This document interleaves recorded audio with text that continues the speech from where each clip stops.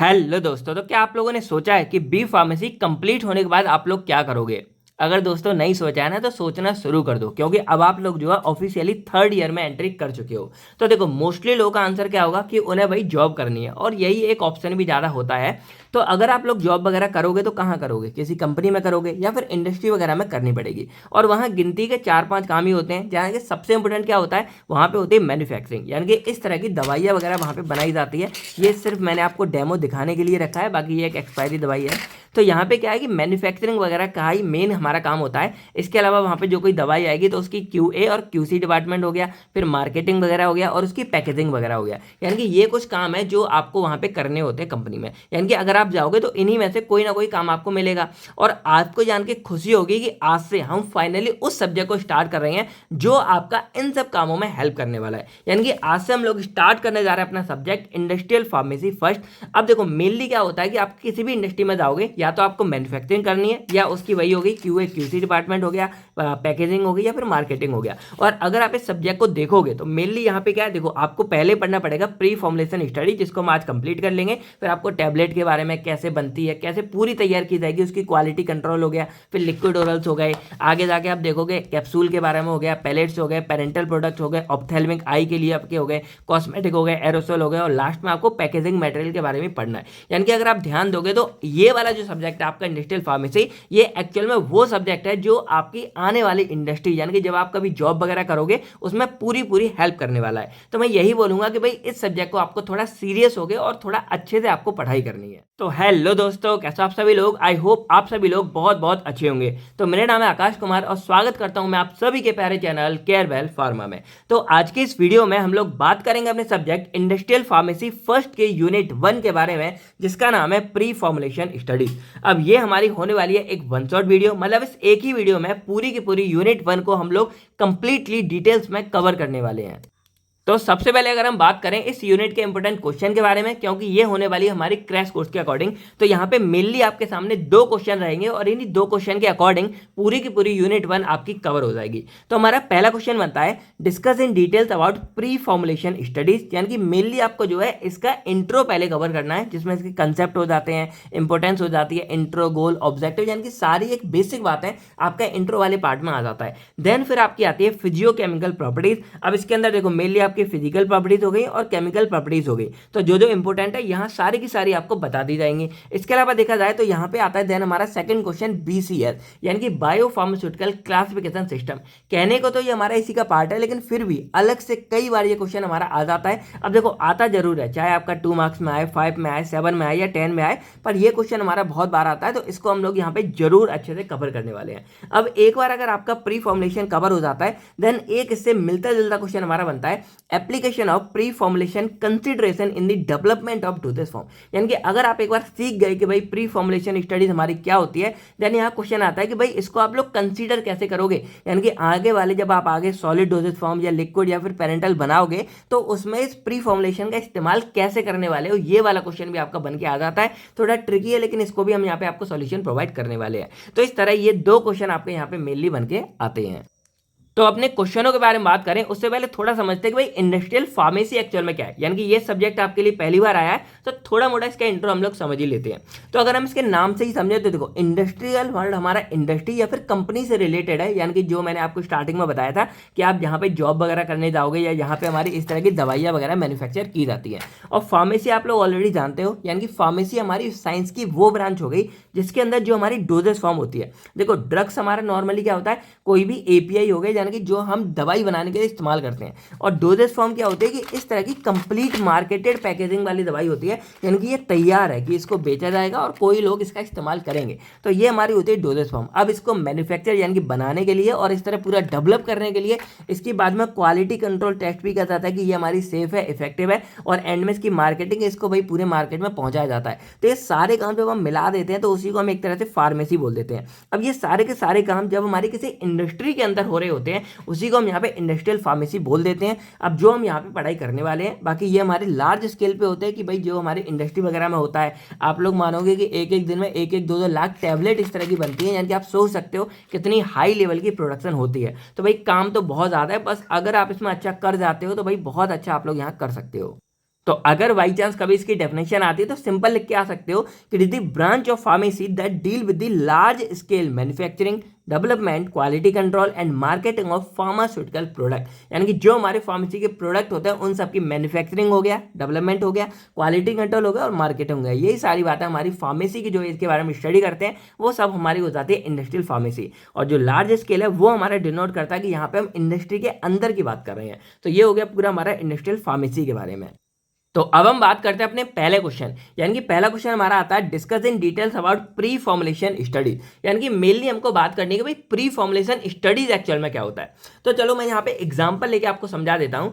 अगर मैं पहले बात करूँ इस वर्ड के बारे में, तो प्री वर्ड हमारा आता है बिफोर, यानी कि प्री वर्ड किसी के आगे लग जाए, मतलब यहाँ बात हो रही है पहले के बारे में। और फॉर्मुलेशन का मतलब क्या होता है, टू मेक करना। यानी कि जैसे ये हमारे सामने कोई दवाई है तो स्टार्टिंग में क्या होगा, ये अभी ऐसी है, लेकिन स्टार्टिंग जब इसकी शुरुआत हुई होगी तो क्या होगा कि हमारा जो इस तरह की टैबलेट है, अगर मैं आपको इसके अंदर की एक टैबलेट निकाल के दिखाऊं तो यहाँ पे देखो ये हमारी एक टैबलेट है।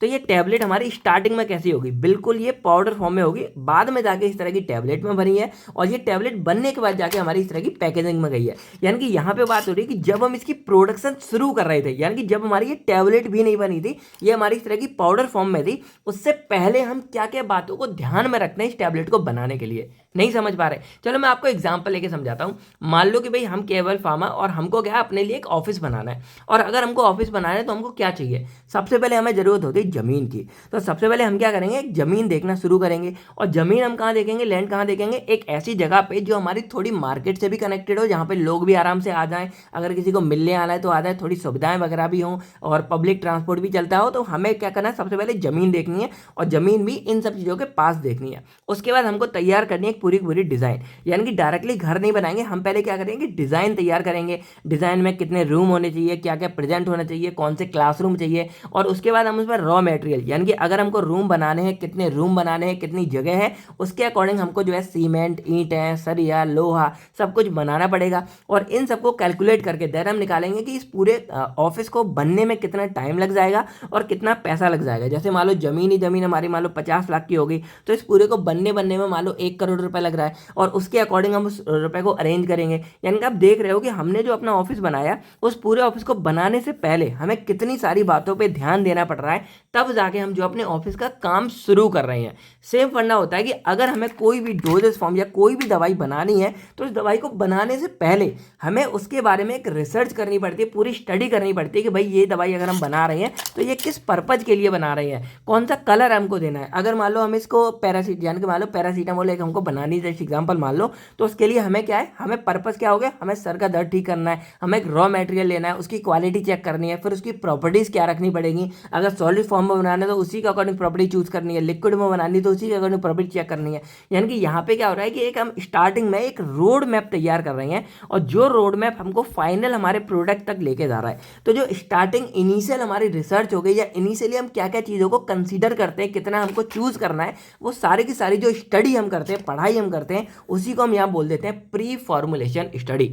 यानी कि जब हम कोई चीज़ फॉर्मुलेट करने वाले हैं, यानी कि हम अपनी दवाई को बनाने वाले हैं, तो इस दवाई को बनाने से पहले हमको जो स्टडी करनी पड़ती है, जिन बातों पे हमको ध्यान देना होता है, वही सारी की सारी बातें हमारी कहलाती हैं प्री फॉर्मुलेशन स्टडी। जैसे हमने घर वाले एग्जांपल में देखा था कि अगर हमको केयरवेल का ऑफिस बनाना है, तो उससे पहले हमें जमीन कितनी लेनी है, कितने कमरे बनाएंगे, कौन कौन उसके अंदर आने वाला है, हमारा डिज़ाइन क्या रहेगा, कैसी बॉल लगानी है, कितने हमारे मतलब पैनल वगैरह आएंगे, स्पीकर आएंगे, कौन कौन से रॉ मटेरियल हमको लेना है, कितना जमीन लगेगा, कितना कॉस्ट लगेगा, कितना टाइम लगेगा। यानी कि इन सारी बातों को ध्यान में रख के हम उसके काम को शुरू करेंगे ना। वही सारी बातें हैं कि जब हम किसी दवाई को बनाएंगे तो उससे पहले कौन कौन सी बातों पे हमको ध्यान देना है, वही सारी स्टडी हमारी प्री फॉर्मुलेशन स्टडीज कहलाती है। मतलब अगर हम इसका एग्जांपल लेते हैं कि मान लो आपको एक टैबलेट बनानी है, ये आपको दिख रही होगी, तो टैबलेट के लिए सबसे पहले आपको चाहिए एपीआई, यानी कि एक्टिव फार्मास्यूटिकल इंग्रेडिएंट, यानी कि वो दवाई जो आपकी बीमारी को ठीक करेगी। तो जो आपकी बीमारी होगी उसी के अकॉर्डिंग आप उस एपीआई को चूज करोगे। उसके बाद उस एपीआई में केवल एपीआई नहीं होता, आपको वहां पे एक्सीपिएंट भी मिलाने पड़ते हैं, जैसे आपका डाइल्यूएंट हो गया, कलरिंग एजेंट हो गया, फ्लेवरिंग एजेंट हो गया, बाइंडिंग एजेंट हो गया। तो जो एपीआई है उसके कंपैटिबल, यानी कि जो इसके साथ कंपैटिबल हो, उसके अकॉर्डिंग आप इन लोगों को चूज करोगे। तो पहले आप इन सबको डिसाइड करोगे, देन इनको अरेंज करोगे, देन आप अपनी मैन्युफैक्चरिंग को स्टार्ट करोगे। तो ये जो पूरा डिसाइड करना, अरेंज करने की स्टडी करनी है, वही हमारी कहलाती है प्री फॉर्मुलेशन स्टडीज। तो आई होप अब आपके दिमाग में एकदम क्लियर हो गया होगा कि एक्चुअल में हमारी प्री फॉर्मुलेशन स्टडीज होती क्या है। तो अब अगर थोड़ा इनके बारे में बात करें तो these are scientific investigation carried out before developing the final dosage form of a drug. यानी कि आप जो कोई भी फाइनल डोजेज फॉर्म बनाने वाले हो ड्रग की, उससे पहले की जो साइंटिफिक इन्वेस्टिगेशन है, यानी कि हम जो पूरा पता करते हैं, वही हमारा ये कहलाती है प्री फॉर्मुलेशन। बाकी अगर मेन बात करें तो यहाँ पे आपको क्या पढ़ना पड़ता है, उस ड्रग की physical, chemical and biological properties. यानी कि जो मैंने आपको बोला कि अगर आपको ये ड्रग चूज करना है आपको इस डिजीज के लिए, तो आपको इस ड्रग के बारे में जो इसकी मेन फिजिकल प्रॉपर्टीज होगी, जिसकी मेन केमिकल प्रॉपर्टीज होगी या जो बायोलॉजिकल प्रॉपर्टीज होगी, इनके बारे में स्टडी करना पड़ता है। और इन्हीं के अकॉर्डिंग, यानी कि जो इसकी फिजिकल प्रॉपर्टीज है उसके अकॉर्डिंग ही आप जो है आगे कोई भी प्रोसेस को चूज करोगे। अब जैसे मान लो इसकी फिजिकल प्रॉपर्टीज निकल के आती है कि इसका जो मेल्टिंग पॉइंट है वो हमारा 80 डिग्री सेल्सियस के करीब है, मान लो, जस्ट एग्जाम्पल मान लो। तो अब इसका फायदा क्या होगा कि अब आप इस ड्रग को जब हीट करोगे या मिक्स करने के लिए अगर आपको कहीं गर्म करना पड़ रहा है, तो आप इसको 50 डिग्री सेल्सियस तक लेके जा सकते हो। वही मान लो कि अगर इसका जो मेल्टिंग पॉइंट है हमारा पिघलने वाला, वो अगर यहाँ पे 30 या 40 होता, तो आप इसको गर्म करके मिक्स नहीं कर सकते, क्योंकि अगर आप इसको हीट करोगे, मान लो 40-50 तक गया, तो ये मेल्ट हो जाता है और आपका पूरा का पूरा ड्रग खराब हो जाता है। इसीलिए आपको क्या है कि कोई भी जो ड्रग होगा उसकी आपको फिजिकल प्रॉपर्टीज, केमिकल प्रॉपर्टीज और बॉइलिंग बायोलॉजिकल प्रॉपर्टीज, तीनों के बारे में अच्छे से पता करना पड़ेगा। तो यही हो गया कि इसके अंदर आपको इन तीनों प्रॉपर्टीज के बारे में बात करनी पड़ेगी। अब यहां और देखा जाए तो the main aim is to collect essential information that will guide the design, formulation and development of a safe, stable and effective dosage form. यानी कि आपको जो कोई भी डोजेज फॉर्म बनानी है वो सेफ हो, स्टेबल, इफेक्टिव हो, उसके लिए आपको कुछ जरूरी जानकारी इकट्ठी करनी होती है, वही हमारी प्री फॉर्मुलेशन हो जाती है। आगे जाके देखा जाए तो to know the drug well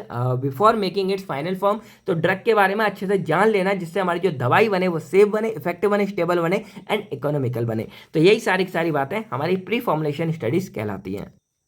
अब अगर इसके ऑब्जेक्टिव के बारे में बात करें, मतलब उद्देश्य क्या है हमारी पूरी स्टडी का, तो to determine the physicochemical properties of new drug. तो मैंने आपको ये बता दिया कि जो हमारी फिजिकल और केमिकल प्रॉपर्टीज है ये हमारी इंपॉर्टेंट क्यों होती है। तो हमें क्या है, मेनली इन्हीं दोनों प्रॉपर्टीज के बारे में बात करनी होगी, तो इनके बारे में बात कर सके इसलिए हम इस स्टडी को करते हैं। इसके अलावा to determine compatible with excipient. अब मैंने जैसे बताया कि एपीआई को हम यहाँ पे एक्सीपेंट के साथ मिलाते हैं, तो ये दोनों आपस में कंपेटेबल हो, यानी कि एक दूसरे के साथ मिले तभी ये आपस में मिल सकते हैं, एक दूसरे बनती हो, इसीलिए हमें जो है इनके बारे में भी स्टडी करनी है। फिर to stabilize the drug solubility and dissolution profile, यानी कि हमें ये भी देखना है कि जो ड्रग आगे बन रहा है वो सॉल्युबल हो, यानी कि अगर आगे जाके ये घुलेगा नहीं तो भाई बॉडी में एब्जॉर्ब भी नहीं होगा, इसलिए इसकी सॉल्युबिलिटी भी देखनी है। बाकी इसके अलावा स्टेबिलिटी प्रोफाइल, यानी कि ये बाद में बनने के बाद थोड़ा स्टेबल भी रहे, ऐसा ना हो कि भाई बनते ही और बाद में देखो ये स्टेबल, अभी देखो कुछ नहीं इसका बिगड़ रहा है, तो थोड़ी बात ये स्टेबल भी हमारी होनी चाहिए।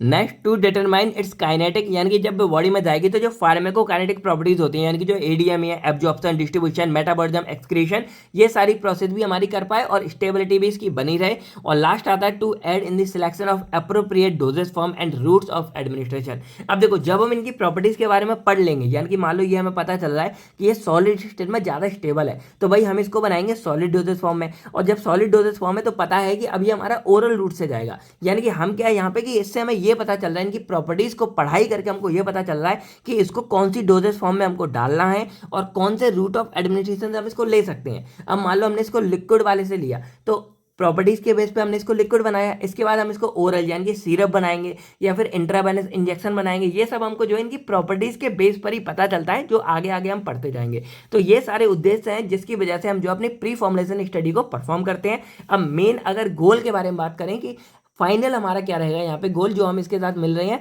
तो जब हम ये पूरी स्टडी कर लेते हैं तो इसके बाद क्या होगा, to develop safe, stable and effective dosage form, यानी कि हम एक सेफ, स्टेबल और इफेक्टिव डोजेस फॉर्म यानी कि मेन दवाई बना पाएंगे। उसके बाद मैक्सिमम ड्रग स्टेबिलिटी, यानी कि हमारी जो ड्रग की स्टेबिलिटी है वो मेंटेन रहेगी और मैक्सिमम मिलेगी ड्यूरिंग मैन्युफैक्चरिंग एंड स्टोरेज, यानी कि जब हम इसको बना रहे होंगे और बनाने के बाद जब हम इसको स्टोर कंडीशन में रख देंगे तब भी ये हमारा क्या रहेगा, स्टेबल रहेगा।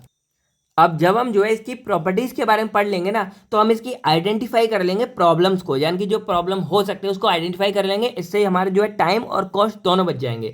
इसके अलावा क्या है कि इसके अकॉर्डिंग हम पूरा का पूरा लार्ज स्केल मैन्युफैक्चरिंग परफॉर्म कर सकते हैं, उसके लिए हमको एक डाटा मिल जाएगा। और जब हम इसकी सॉल्युबिलिटी और डिसोल्यूशन को अच्छे से पढ़ लेंगे तो इससे हमारी जो बायो अबिलिटी है, यानी कि हमारा जो ड्रग है वो ब्लड के अंदर कितना पहुंच रहा है, उसको हम यहाँ पे इंप्रूव कर सकते हैं। तो मेन गोल हमारा ये है फाइनली कि हमको क्या करना है, एक safe, stable and effective dosage form बना के तैयार करनी है। ये हमारा पूरा मेन रहता है प्री फॉर्मुलेशन स्टडीज का।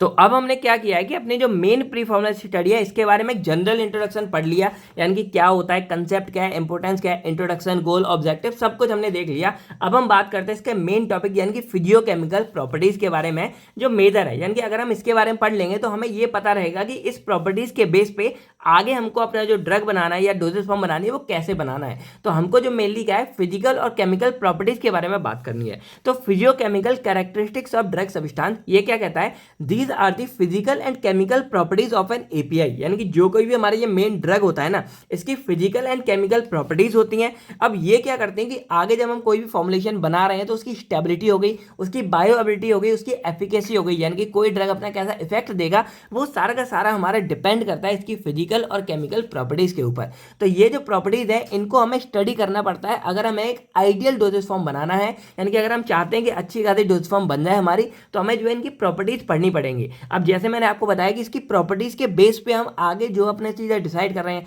बाकी इसकी जो प्रॉपर्टीज है उसी के बेस पे हम डिसाइड करेंगे कि इसके साथ कौन सा एक्सिपिएंट हमारा काम आने वाला है, कौन से एक्सिपिएंट की कौन सी किसके साथ मिलकर दिक्कत हो सकती है। इसीलिए हमें जो है मेन ड्रग की जो फिजिकल और केमिकल प्रॉपर्टीज के बारे में बात करनी होती है। तो यहाँ पे मेनली जो फिजियोकेमिकल है इसमें दो तरह की प्रॉपर्टीज आएंगी। पहली हमारी आती है फिजिकल प्रॉपर्टीज और दूसरी हमारे सामने आती है केमिकल प्रॉपर्टीज। अब कई बार हो सकता है कि अलग से क्वेश्चन हमारे इन्हीं के ऊपर आ जाए, या फिर ऐसे आ सकता है कि right and note on physical properties in studies under pre formulation study. जैसे अगर यहाँ पे मान लो फिजिकल प्रॉपर्टीज आ गई तो आपको ये फिजिकल के बारे में सारा कुछ लिखना पड़ेगा, अगर केमिकल आ गई तो सिर्फ केमिकल के बारे में लिखना पड़ेगा। तो जो भी आता है आप चाहो तो अलग अलग भी इसके ऊपर लिख के आ सकते हो। हम यहाँ सभी के बारे में डिटेल में बात करने वाले हैं। सबसे पहले हम बात करते हैं फिजिकल प्रॉपर्टीज के बारे में। तो देखो फिजिकल प्रॉपर्टीज के अंदर हमारी सबसे पहले आती है ऑर्गेनोलेप्टिक प्रॉपर्टीज। अब कोई भी जो हमारा ड्रग है, जैसे अभी मैं यहाँ पे आपको दिखा रहा हूं, तो कोई भी ड्रग मटेरियल की जो ऑर्गेनोलेप्टिक प्रॉपर्टीज है ना, वो एक्चुअल में क्या होती है, ऑर्गेनोलेप्टिक। देखो नाम से समझो, ऑर्गन का मतलब होता है जो हमारे बॉडी के ऑर्गन हो गए, और लेप्टिक का मतलब होता है लविंग। यानी कि ऑर्गेनोलेप्टिक प्रॉपर्टीज का मतलब हो गया कि ये ऐसी प्रॉपर्टीज है जो हम अपने ऑर्गन से पहचान सकते हैं। अब जैसे मैं एग्जांपल के लिए बताऊं तो जैसे हमारे जो सेंसरी ऑर्गन होते हैं, जैसे हमारा साइट हो गया यानी कि आंखों से जो हम देखते हैं, हमारी नोज हो गई उससे हम लोग स्मेल करते हैं, हमारी जीभ हो गई उससे हम टेस्ट करते हैं, हमारे हाथ हो गए उससे हम टच करके देखते हैं, और हमारी हियरिंग हो गई जिससे हम थोड़ा बहुत सुनते हैं। तो ये 5 हमारे सेंसरी ऑर्गन जो हो जाते हैं ना, उसकी मदद से जब हम किसी भी ड्रग की प्रॉपर्टीज को पता लगाते हैं तो उसको हम यहाँ पे ऑर्गेनोलेप्टिक प्रॉपर्टीज कह देते हैं। अब ये क्या होता है, तो जैसे मान लो ये है टैबलेट, अब मैं आपसे पूछूं कि भाई इसका कलर क्या है, तो आप क्या करोगे, आप अपनी आंखों से देख के, यानी कि आप अपनी साइट वाले एक्शन से ही तो पता लगा रहे हो कि इसका जो कलर है वो हमारा व्हाइट कलर का है। अब मैं पूछूं कि इसकी स्मेल कैसी है, तो मैं इसको नाक के पास लेके जाऊंगा, स्मेल करूंगा, तो अभी तो ये नॉर्मल ही लग रही है, खुला तो कुछ भी इसमें स्मेल नहीं लग रही है, तो मैं ऑर्डरलेस भी इसको बोल सकता हूँ। अब इसके टेस्ट के बारे में बात करेंगे तो थोड़ा मैं इसको टेस्ट करके देखूंगा, तो मैं बोलूंगा ये तो बिटर है, यानी कि थोड़ा बहुत कड़वा है। उसके बाद मैं टच करके देखूंगा तो अभी तो एकदम ये सॉलिड है, लेकिन वैसे अगर ये पाउडर फॉर्म में होता तो मैं इसको पाउडर बता देता। और हियरिंग क्या है, अब हियरिंग तो इसमें हम सोच के नहीं, वो अलग चीज़ों के लिए होगा। तो यहाँ पे क्या है कि हम अपने ड्रग के बारे में देख कर, सूंघ के, टच करके बता पा रहे हैं। तो ये जो ऐसी प्रॉपर्टीज होती है उसको हम यहाँ पे ऑर्गेनोलेप्टिक प्रॉपर्टीज बोलते हैं। अब ये तो हमारी बनी बनाई टैबलेट है, तो जब हम क्या करते हैं अपने पाउडर के बारे में ये स्टडी करते हैं तब हम मेनली हमको ये देखना होता है। तो यहाँ पे हम क्या करते हैं, उस ड्रग के कलर के बारे में, ऑर्डर के बारे में, टेस्ट के बारे में और टेक्सचर के बारे में बात करते हैं, तो वो हमारी ऑर्गेनोलेप्टिक प्रॉपर्टीज आती है। तो हम यहाँ पे क्या करते हैं कि अपने ऑर्गेनोलेप्टिक प्रॉपर्टीज के बारे में भी बात करते हैं। देन हमारी नेक्स्ट आती है फिजिकल स्टेट, यानी कि फिजिकल प्रॉपर्टीज के अंदर ये पहला ऑर्गेनोलेप्टिक था। देन हमारी आती है इसमें फिजिकल स्टेट। अब देखो फिजिकल स्टेट क्या होती है एक्चुअल में, कि कोई भी जो हमारा ड्रग है उसकी स्टेट एक्चुअल में क्या है, यानी कि वो सॉलिड है, लिक्विड है कि गैस है। अब ये आपको पता होगा कि कोई भी 3 स्टेट में होता है, आजकल एक चौथा आपको प्लाज्मा स्टेट भी देखने को मिलता है। बाकी मेन हमारी 3 होती है। कोई भी ड्रग होगा या तो वो सॉलिड होगा, या पानी की जैसा लिक्विड होगा, या फिर गैस की तरह, यानी कि ऑक्सीजन वगैरह जो हवा में है गैस, उसकी तरह गैस फॉर्म में होता है। तो 3 तरह से हमारा कोई ड्रग प्रेजेंट हो सकता है। तो मोस्टली जो हमारे ड्रग होते हैं वो सॉलिड फॉर्म में ही प्रेजेंट होते हैं, जैसे हमारा पाउडर फॉर्म हो गया, यानी कि ये आपको दिख रहा होगा सॉलिड फॉर्म में प्रेजेंट होता है। और हमें जो है मोस्टली सॉलिड के बारे में ही स्टडी करनी होती है, लिक्विड और गैस के बारे में इतने ज़्यादा हमको नहीं पढ़ना होता है। तो सॉलिड जो हमारा होगा, कोई भी ड्रग होगा सॉलिड में होगा, तो सॉलिड में 2 तरीके से प्रेजेंट होगा, या तो वो क्रिस्टलाइन फॉर्म में प्रेजेंट होगा या फिर अमॉर्फस फॉर्म में प्रेजेंट होगा।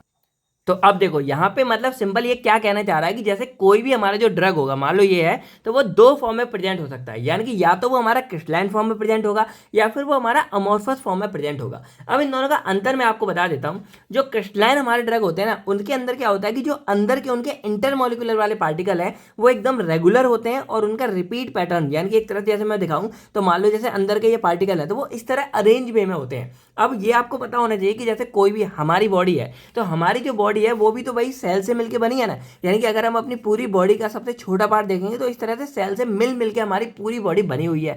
उसी तरह क्या होता है कि कोई भी हमारा XYZ कोई भी आप मटेरियल लोगे, बड़ा है मान लो, तो इसके अंदर भी कुछ ना कुछ छोटे छोटे पार्टिकल है, उनसे मिलकर ये हमारा बना होता है। तो क्रिस्टलाइन में क्या बताया जा रहा है कि जो इसके अंदर के हमारे पार्टिकल है वो एकदम फिक्स होते हैं, रेगुलर होते हैं और इस तरह से रिपीटेड पैटर्न में होते हैं। और जो हमारा अमोर्फस वाली फॉर्म में कोई भी ड्रग पार्टिकल होगा, इसके अंदर जो हमारे अंदर के मॉलिक्यूल्स होते हैं वो रैंडम होते हैं और डिसऑर्डर्स होते हैं। जैसे हमारा ग्लास हो गया, कांच हो गया, यानी कि अगर आप कभी कांच वगैरह टूटा हुआ आप देखोगे ना तो एकदम डिस्कनेक्ट वे में होता है। चलो मैं आपको एग्जांपल बताता हूँ। जैसे मान लो ये हमारी जो टैबलेट आपको दिख रही होगी एकदम ठोस सॉलिड है, तो ये हमारी होती है क्रिस्टलाइन फॉर्म में। और ये जो इस तरह का मान लो जैसे हमारी रबड़ होती है, तो ये थोड़ी अमोर्फस फॉर्म में होती है, यानी कि ये एकदम सॉलिड नहीं होती, ठोस नहीं होती।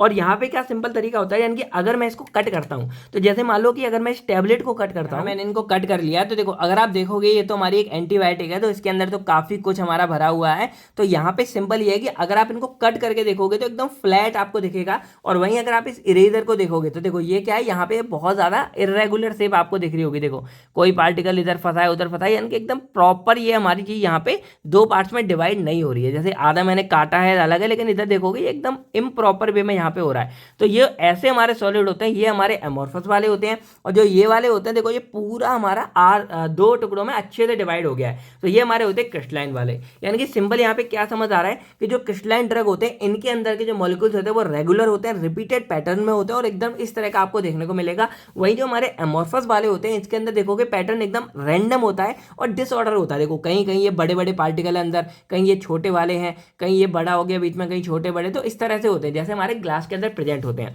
तो ये हमारे दोनों ड्रग का फर्क होता है। अब यहाँ पे क्या होता है कि जो हमारे क्रिस्टलाइन फॉर्म में होते हैं ये इजिली जो एक्सरे डिफ्रैक्शन होता है इससे आइडेंटिफाई हो जाते हैं और इनका एक ब्रॉड होल दिखाई देता है। या सिंपल बोले जाए तो ये जो होते हैं ये लेस सॉल्युबल होते हैं, ये हमारे मोर सॉल्युबल होते हैं। जो हमारे क्रिस्टलाइन वाले होते हैं इनका जो मेल्टिंग पॉइंट है वो शार्प होता है। अब इसका शार्प का मैं आपको एक एग्जांपल बता देता हूं। जैसे मान लो किसी का जो मेल्टिंग पॉइंट है वो मान लो 40 है, तो इसका क्या होगा कि 39 तक जा सकता है और इधर हमारा 41 तक जा सकता है, यानी कि इस रेंज में हमारा इसका मेल्टिंग पॉइंट होगा। वही मान लो कि अगर इसका मेल्टिंग पॉइंट देखा जाए जो हमारे एमोर्फस वाला है, तो अगर मान लो इसका 40 है तो इसका हो सकता है कि हमारा 35 से ऊपर पे पिघलना शुरू हो जाए, या हो सकता है इधर 44 तक भी जा रहा है हमारा पिघलने के लिए। तो इनकी क्या होती है कि एक वाइड रेंज हमको मिल जाती है, यानी कि प्रॉपर हमको शार्प मेल्टिंग पॉइंट नहीं मिलता है। ये थोड़ा हमारा एमोर्फस का नुकसान होता है। बाकी और देखा जाए तो जो क्रिस्टलाइन मोले होते हैं वो हमारे ज़्यादा स्टेबल होते हैं, यानी कि केमिकली भी और फिजिकली भी दोनों तरीके से हमारे ज़्यादा स्टेबल होते हैं।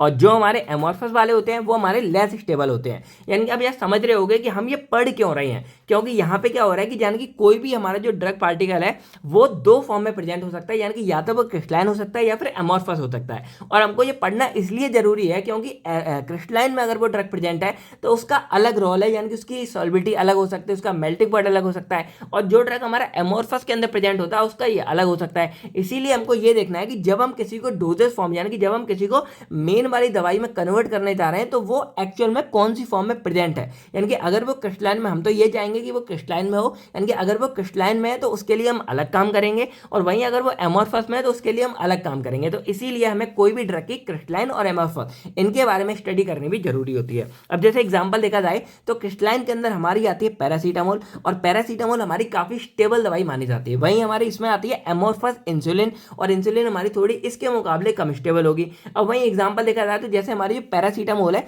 ये हमारी दोनों फॉर्म में आती है, तो जो क्रिस्टलाइन फॉर्म की हमारी पैरासीटामोल होती है वो ज्यादा स्टेबल होती है as compare to amorphous form. यानी कि अगर कोई पैरासीटामोल हमारी एमोर्फस फॉर्म में प्रेजेंट है तो वो हमारी कम स्टेबल होगी, उसकी सेल्फ लाइफ हमारी कम होगी, तो उसकी जो एक्सपायरी बनाएंगे वो भी हम कम बनाएंगे, इसीलिए ये वाली चलती नहीं है। तो जो हमारी मेन पैरासीटामोल है वो हमारी क्रिस्टलाइन फॉर्म में चलती है और उसकी स्टेबिलिटी ज्यादा होती है, इसीलिए वो एक्सपायरी डेट उसकी लगभग 2 साल आपको देखने को मिलेगी और उसको 2 साल तक आप लोग यूज कर सकते हो। यानी कि आप समझ रहे हो कि कि छोटी से छोटी चीज का कितना आगे जाके रोल होता है, यानी कि उसकी स्टेबिलिटी हमको ये बताएगी कि वो एक्सपायर कब होने वाली है। तो अगर आप केवल ड्रग को क्रिस्टलाइन से एमॉर्फस में कर दोगे तो उसकी एक्सपायरी डेट भी हमारी कम हो जाएगी और वो नुकसानदायक भी हो सकती है अगर आप उसको एक्सपायरी के बाद यूज कर रहे हैं। इसीलिए आपको किसी भी ड्रग की फिजिकल और केमिकल प्रॉपर्टीज के बारे में पढ़ना बहुत जरूरी है।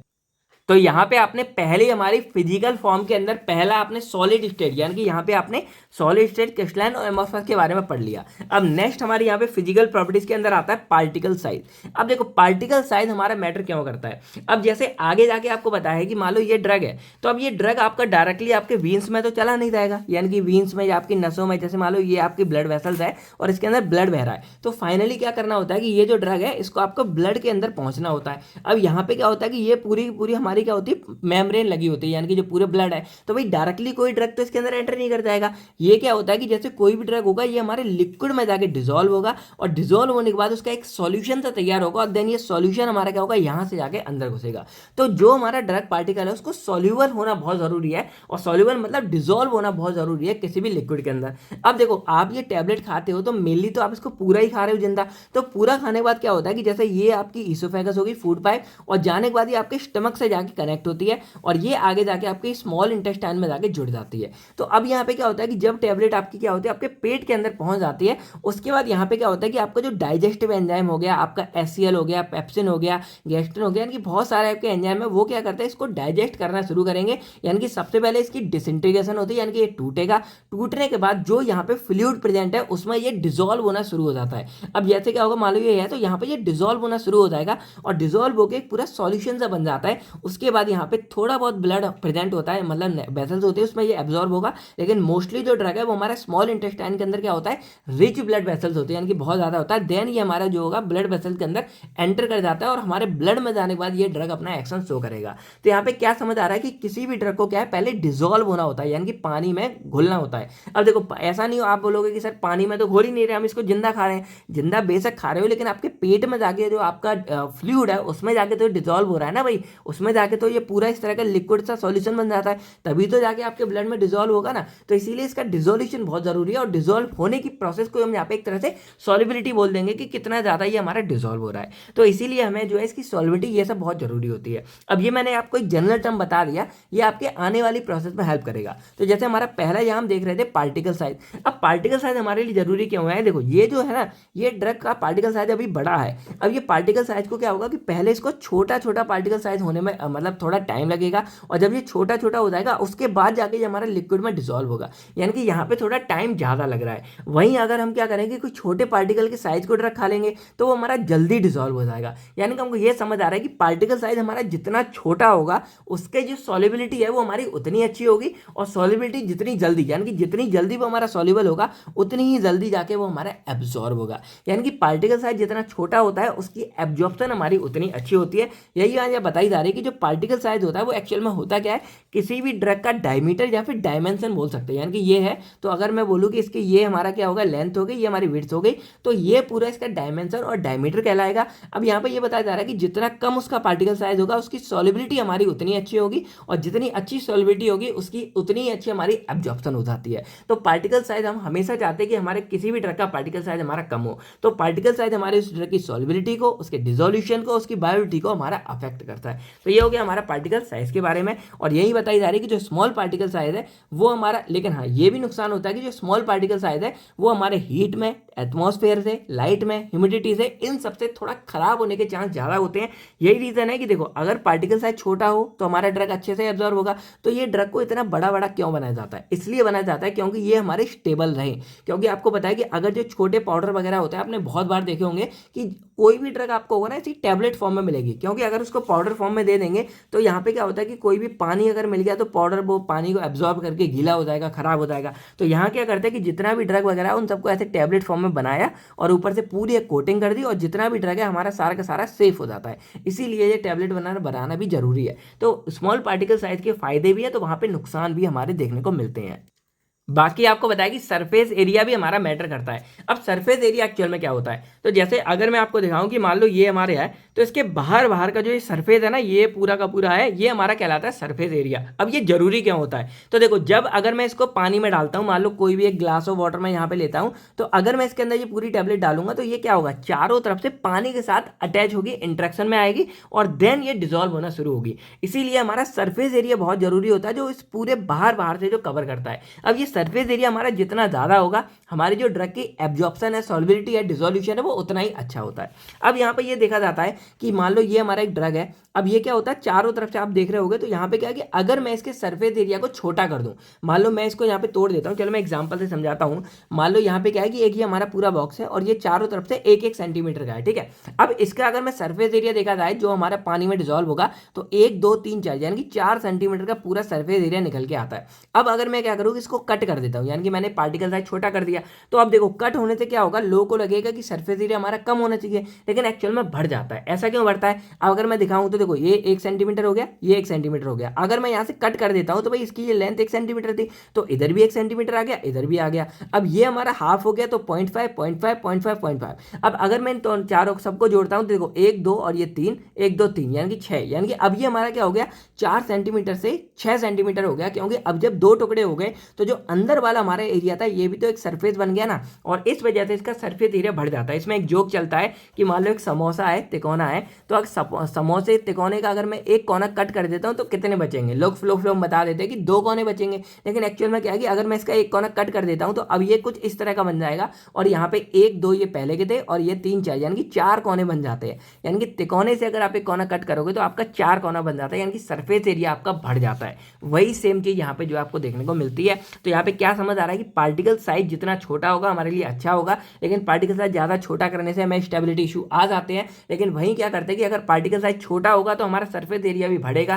क्यों बढ़ेगा, क्योंकि अगर जितना पार्टिकल साइज हम छोटा करते चले जाएंगे उसका सरफेस, यानी कि यहाँ पे आपने देखा कि बढ़ता चला जाएगा, और जितना सरफेस बढ़ेगा उतना ही ज्यादा हमारा वो क्या करेगा, किसी भी पानी से या जो हमारा गैस्ट्रिक फ्लूइड है इसके साथ इंटरेक्शन में आएगा, और जितना ज्यादा इंटरेक्शन में आएगा उतनी अच्छी वो डिजोल्व होगा, यानी कि घुलेगा, और जितना अच्छे से घुलेगा उतनी जल्दी वो एक सॉल्यूशन बनेगा और हमारे एब्जॉर्ब होके इंटेस्टाइन में जाएगा, जिससे हमारे ब्लड के अंदर एब्जॉर्ब होके हमारा ब्लड में पहुंच पाए। और मेन टारगेट हमारा यही रहता है कि जो कोई भी हमारा ड्रग है वो हमारे ब्लड के अंदर पहुंच जाए, जिससे वो एब्जॉर्ब होके और अपना एक्शन प्रोड्यूस कर पाए। तो ये पूरा हमारा हो गया। देन इसमें नेक्स्ट हमारी प्रॉपर्टीज आती है पार्टिकल शेप के बारे में। तो ये तो सिंपल है, यानी कि जो कोई भी हमारा पार्टिकल ड्रग पार्टिकल है वो देखने में कैसा है वही हमारा उसका शेप कहलाता है। अब कोई स्पेरिकल हो सकता है गोल गोल, कोई सिलेंड्रिकल हो जाता है जैसे हमारी ये टेबलेट से, या कोई क्यूबिकल वगैरह हो जाता है, ये इसका पार्टिकल शेप है। अब ये हमारा फ्लो प्रॉपर्टीज को अफेक्ट करता है, यानी कि कोई ड्रग हमारा जितना सर्कुलर में होगा वो उतना ज्यादा फ्लो हमारा करता है। तो ये हमारे पार्टिकल शेप के बारे में हो गया। पार्टिकल सरफेस एरिया मैंने आपको बता दिया, स्मॉलर पार्टिकल साइज होगा तो हमारा सरफेस एरिया उतना ही ज्यादा होगा, अगर पार्टिकल साइज हम बड़ा कर देंगे तो सरफेस एरिया छोटा हो जाएगा। और सरफेस एरिया हमारा जितना ज्यादा होगा वो उतना ही ज्यादा हमारा क्या करेगा, यहाँ इधर टकराएगा, तो उतनी अच्छी उसकी डिसोल्यूशन और एब्जॉर्प्शन हमें देखने को मिलती है। अब हम बात करते हैं फ्लो प्रॉपर्टीज के बारे में। अब देखो फ्लो प्रॉपर्टीज का मेनली रोल क्या होता है, तो जैसे स्टार्टिंग में मैंने आपको बताया था कि जब भी हम कोई भी दवाई वगैरह बनाते हैं, मान लो टैबलेट ही हमको बनानी है, तो मेन हमने ले लिया एपीआई। अब इसके साथ हम यहाँ पे लेते हैं एक्सिपिएंट हो गया, diluent, colouring agent, flavour agent, binding agent, ये सब लेते हैं। अब सोचो कि ये आपस में मिले कैसे, तो इन आपस में मिलाने के लिए हमें इनको मिक्स करना पड़ता है। और इनको मिक्स करने के लिए हम क्या चाहते हैं कि जो एपीआई का मेन ये ड्रग हो गया या जो एक्सिपिएंट हो गए, ये आपस में घुलने मिलने लग जाए, यानी कि मिक्स होने लग जाए। और इसको मिक्स करने के लिए हमें जरूरत पड़ती है फ्लो प्रॉपर्टीज की, यानी कि हमारी जितनी अच्छी फ्लो प्रॉपर्टीज होगी इनकी जो मिक्सिंग है वो हमारी उतनी अच्छी होगी। अब कैसे, तो देखो लिक्विड के केस में क्या होता है कि लिक्विड वगैरह जैसे हम जो पानी वगैरह देखते हैं उनको हम पढ़ते हैं कि वैसे ही हमारा फ्लो हो रहा है, यानी कि पूरा फैलता रहा है। लेकिन सॉलिड के केस में क्या होता है कि हम जो फ्लो होता है ना उसको हम यहाँ पे डिफॉर्म होना बोलते हैं, या फिर बोलते हैं डिस्प्लेस होना। जैसे मान लो ये हमारे ड्रग के पार्टिकल हैं, तो अगर ये फ्लो हो रहे हैं इसका मतलब क्या है कि ये मूव, यानी कि यहाँ से क्या है ऐसे ही हमारे डिस्प्लेस कर रहे हैं, पूरे आपस में डिस्प्लेस हो रहे हैं। तो अब यहाँ पे क्या होता है कि मान लो ये हमारा मेन एपीआई का हो गया और ये हमारे एक्सिपिएंट वगैरह का हो गया, तो अब क्या होता है कि ये आपस में मिक्स होना शुरू होते हैं। यानी कि मान लो ये ड्रग है तो इसके बीच बीच में कहीं कहीं जाके हमारा कोई एक्सिपिएंट फंस गया, कहीं कोई कलरिंग एजेंट फंस गया, कहीं कुछ फंस गया, तो इस तरह जा जाके ये अच्छे से एक सिंगल पूरा फॉर्म बन जाता है। और इसी को हम यहाँ पे क्या बोलेंगे कि हमारा एक मिक्सचर तैयार हो गया, और बाद में इसी को क्या करते हैं, कंप्रेस करके हम अपनी टैबलेट बना लेते हैं। तो यहाँ पे क्या हो रहा है कि इनकी मिक्सिंग हमारी बहुत जरूरी है, और इसकी मिक्सिंग उतनी अच्छी होगी जितनी अच्छी हमारी इनकी फ्लो प्रॉपर्टीज होगी। तो इसीलिए हमें इनकी जो है फ्लो प्रॉपर्टीज भी यहाँ पे पढ़नी पड़ती है, और वही हम यहाँ पे करने वाले हैं। तो फ्लो प्रॉपर्टी सिंपल क्या होती है कि it is describe how easily आप पाउडर और ग्रेन्यूल्स कैन मूव और फ्लो, यानी कि कितनी आसानी से हमारा कोई भी जो पाउडर वगैरह होता है वो फ्लो कर सके और मूव कर सके, वही हमारी फ्लो प्रॉपर्टीज कहलाती है। अब ये हमारी टैबलेट कंप्रेशन के टाइम पे, कैप्सूल फिलिंग के टाइम पे काम आती है। अब ये हमारी किसी भी तरह की पार्टिकल साइज पे, शेप पे और डेंसिटी पे और हाइग्रोस्कोपिटी पे डिपेंड करता है। यानी कि हमने यहाँ पे जो अपने पार्टिकल साइज को, शेप को हमने ऑलरेडी पढ़ लिया।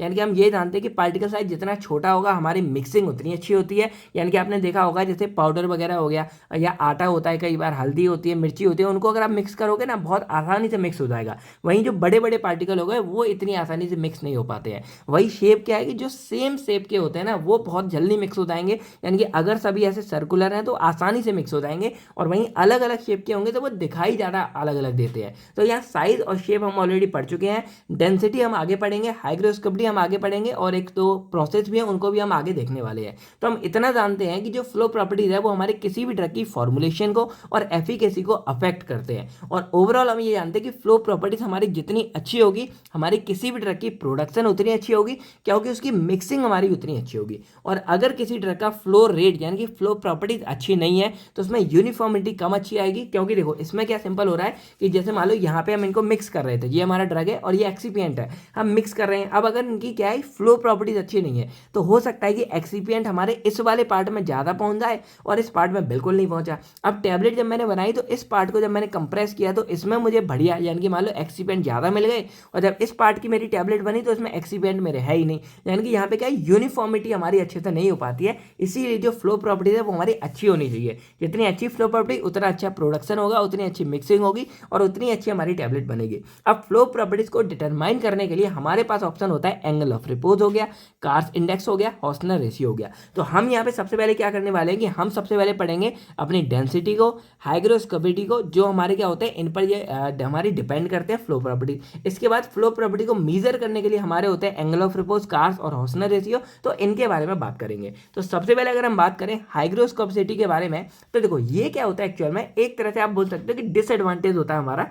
यहाँ पे क्या है कि जैसे कोई भी हमारे पास पाउडर वगैरह होता है तो उसमें ये एबिलिटी होती है कि वो अपने आस पड़ोस के मॉइस्चर को, यानी कि जैसे आपको बताया कि हमारा जो एनवायरनमेंट है यहाँ भी हमारे मॉइस्चर प्रेजेंट है, यानी कि एयर यानी कि हवा के अंदर हमारा पानी प्रेजेंट होता है। तो अब क्या होता है जैसे कई बार आपने देखा होगा या आप एक तरह से NaCl नमक को ही देख लोगे, आप चाहो तो ये ट्राई भी कर सकते हो। आप थोड़ा 1 चम्मच नमक लेना और उसको कहीं खुले में रख देना, यानी कि इस तरह आप नमक को रख देना। अब आप थोड़ी टाइम बाद देखोगे कि वो क्या करेगा, आस पड़ोस से क्या करेगा, पानी को अपने पास खींच लेगा और खुद गीला हो जाएगा। अब ये आपने देखा होगा बहुत बार, जैसे कॉफ़ी वगैरह होती है तो वो भी हाइग्रोस्कोपिक नेचर की होती है। अगर कॉफ़ी का पैकेट आपका खुला रह जाए तो कॉफ़ी का मान लो ये आपका पैकेट है और खुला रह जाएगा तो ये जगह पूरी चिप चिप चिप चिप हो जाती है। वही मान लो बॉर्नवीटा का बहुत बार हमारे साथ भाई स्कैम हुआ है। बॉर्नवीटा हमने खाया पैकेट में और खुला रह गया तो पूरा बॉर्नवीटा गीला हो जाता है, और गीला हो गए अंदर वो जमने भी लगता है। यानी कि यहाँ पे क्या हो रहा है कि ये कुछ हमारे ऐसे पाउडर होते हैं वो हाइग्रोस्कोपिक नेचर के होते हैं। यानी कि अगर उनको आप खुले एनवायरनमेंट में रख दोगे तो आस पड़ोस से क्या करेंगे, वो मॉइस्चर को यानी कि H2O पानी को खींच लेंगे और खींच के खुद गीले हो जाएंगे। देन गीले होकर जब सूख जाएंगे तो इस तरह का एक ठोस सब्सटेंस बन जाता है। तो यही हमारी हाइग्रोस्कोपिसिटी कहलाती है। मतलब सिंपल क्या है कि it is the ability of substance to absorb moisture from the air. Some drug absorb water quickly, यानी कि कुछ ड्रग ऐसे हैं जो पानी को इजीली एब्जॉर्ब कर लेते हैं और इसकी वजह से क्या है वो स्टिकी हो जाते हैं, डिग्रेड भी हो जाते हैं, खराब हो जाते हैं। अब ये हमारे इस पे कैसे डिपेंड करता है, तो अगर कोई ड्रग हमारा हाइग्रोस्कोपिक नेचर का है तो उसकी फ्लो प्रॉपर्टीज हमारी बहुत रिड्यूस हो जाती हैं, यानी कि कम हो जाती हैं। ऐसा क्यों है, क्योंकि अगर वो मान लो गीला हो गया, मॉइस्चर मिल गया, इस तरह का बैट हो जाएगा और हैवी हो जाएगा। इस चक्कर में क्या होगा कि अब वो अच्छे से मिक्स नहीं हो पाएगा। और अगर मान लो जैसे ये हमारा पाउडर है और इसमें अगर पानी चिपक गया तो ये आपस में ही ऐसे मिल गया, अब इसके ऊपर कोई अगर एक्सीपिएंट वगैरह आएगा तो कैसे मिक्स होगा। तो इसीलिए क्या होगा कि अगर वो हमारा हाइग्रोस्कोपिक है तो इसकी जो फ्लो प्रॉपर्टीज है वो हमारी कम हो जाती है। इसीलिए क्या है कि ये हमारा इस पर भी जो है डिपेंड करता है। अब हम बात करते हैं इसके डेंसिटी के बारे में। देखो डेंसिटी के बारे में समझना है तो सबसे बेस्ट एग्जांपल होता है तेल और पानी का। अब अगर आप ध्यान कभी दोगे तो जो ऑयल की तेल की बोतल आती है ना, वहां पे आपको लिखा होगा कि 1 लीटर तेल, लेकिन आपको अगर वजन में दिखा होगा तो वहां लिखा होगा 910 ग्राम। वहीं अगर आप कभी पानी को देखोगे तो लगभग वो हमारा सिमिलर होता है, यानी कि 1 लीटर पानी लगभग आपका 1 किलो के बराबर होता है। तो यहाँ पे क्या देखने को मिल रहा है, जो हमारा ऑयल होता है उसकी डेंसिटी हमारी पानी से भी कम होती है, यानी कि हल्का होता है पानी से ज्यादा।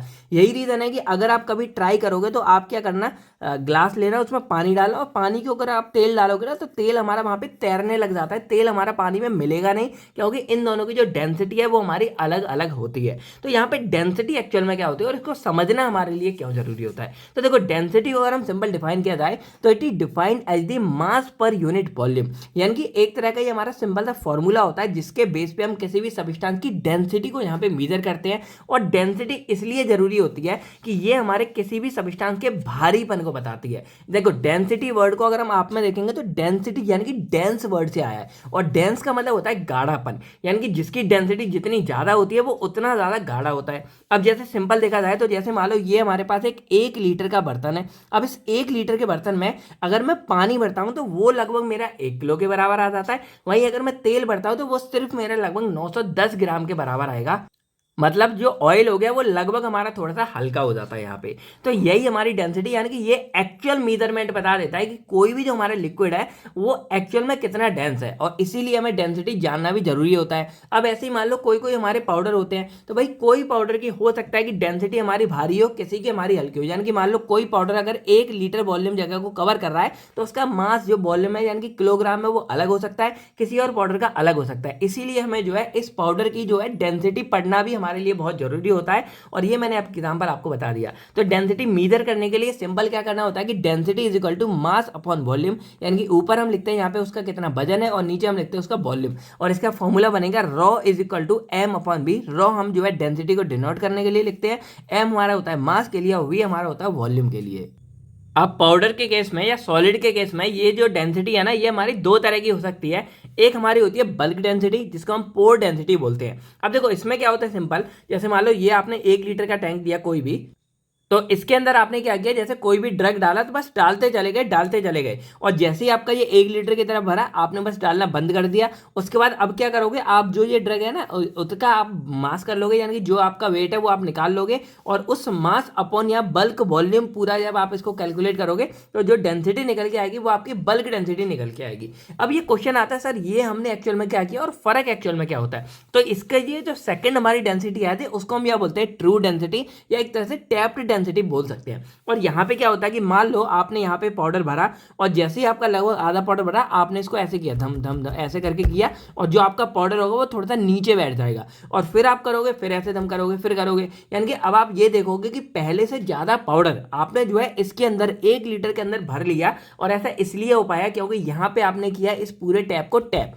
यानी कि इस पूरे टैंक को आपने टैप किया, और टैप करने की वजह से क्या होता है कि जैसे ये जो हमारा पाउडर होता है ना ये बहुत ज्यादा बारीक होता है। और देखो मैं आपको पूरा फंडा बता देता हूँ कि बारीक होने की वजह से क्या होता है, जैसे ये पाउडर बहुत ज्यादा बारीक होता है इसकी वजह से ये आपस में चिपक जाता है, यानी कि मान लो ये इस तरह से हमारा चिपक गया, और इस तरह जब ये पाउडर हमारा आपस में चिपकता है तो इस वजह से बीच बीच में हमारे कुछ एयर के ट्रैप बन जाते हैं, यानी कि हवा के कुछ ट्रैप बन जाते हैं। और ऐसा जब होता है कि मान लो आपने ये 1 लीटर वाले टैंक में जब पूरा पाउडर भरा तो इसके अंदर ढेर सारा हमारा इस तरह का एयर ट्रैप बन जाता है, और उसकी वजह से क्या होता है कि जब 1 लीटर आप यहाँ पे पाउडर भरोगे तो उसमें बहुत मात्रा में आपका जो पाउडर है उसकी जगह एयर घेर के रखता है। और जब आप इसको ऐसे टैप करते हो यानी कि ऐसे दबाते हो तो जो एयर है वो हमारी ऐसे बाहर निकल जाती है, निकलती रहती है, और निकलती रहती है तो जो हमारा पाउडर है वो ठोस तरीके से आपस में घुसने लगता है। और अगर आप ऐसे टैप करते रहोगे तो पहले से ज्यादा मात्रा में आप जो है इसके अंदर पाउडर को भर सकते हो। और जब आप ऐसे ज्यादा मात्रा में भर लोगे तो अब जो आपका नीचे जहां वॉल्यूम आता है वो आता है, यानी कि अब जो ऊपर भरोगे वो होगा आपका मास ऑफ सॉलिड, और नीचे जो होगा वो हमारा आ जाएगा ट्रू वॉल्यूम, यानी कि एक्चुअल में हमारा कितना वॉल्यूम होगा। तो ये नो वॉइड्स वाला, यानी कि अब यहाँ पे कोई भी हमारा वॉइड्स वगैरह नहीं है। और अब जब आप इसकी डेंसिटी निकालोगे तो वो हमारी थोड़ी सी डिफरेंट निकलेगी। तो ये हमारी एक्चुअल में कहलाती है ट्रू डेंसिटी या फिर टैप्ड डेंसिटी, क्योंकि ये एक्चुअल वाली है जिसमें आपके जो वॉइड्स है यानी कि जो एयर आपकी ट्रैप होकर भर जाती है वो यहाँ पे भरी हुई नहीं है। तो ये हमारा थोड़ा सा यहाँ पे फर्क होता है। तो ये हमारी नॉर्मल होती है बल्क डेंसिटी, और ये आपकी नॉर्मल होती है टैप डेंसिटी यानी कि ट्रू डेंसिटी।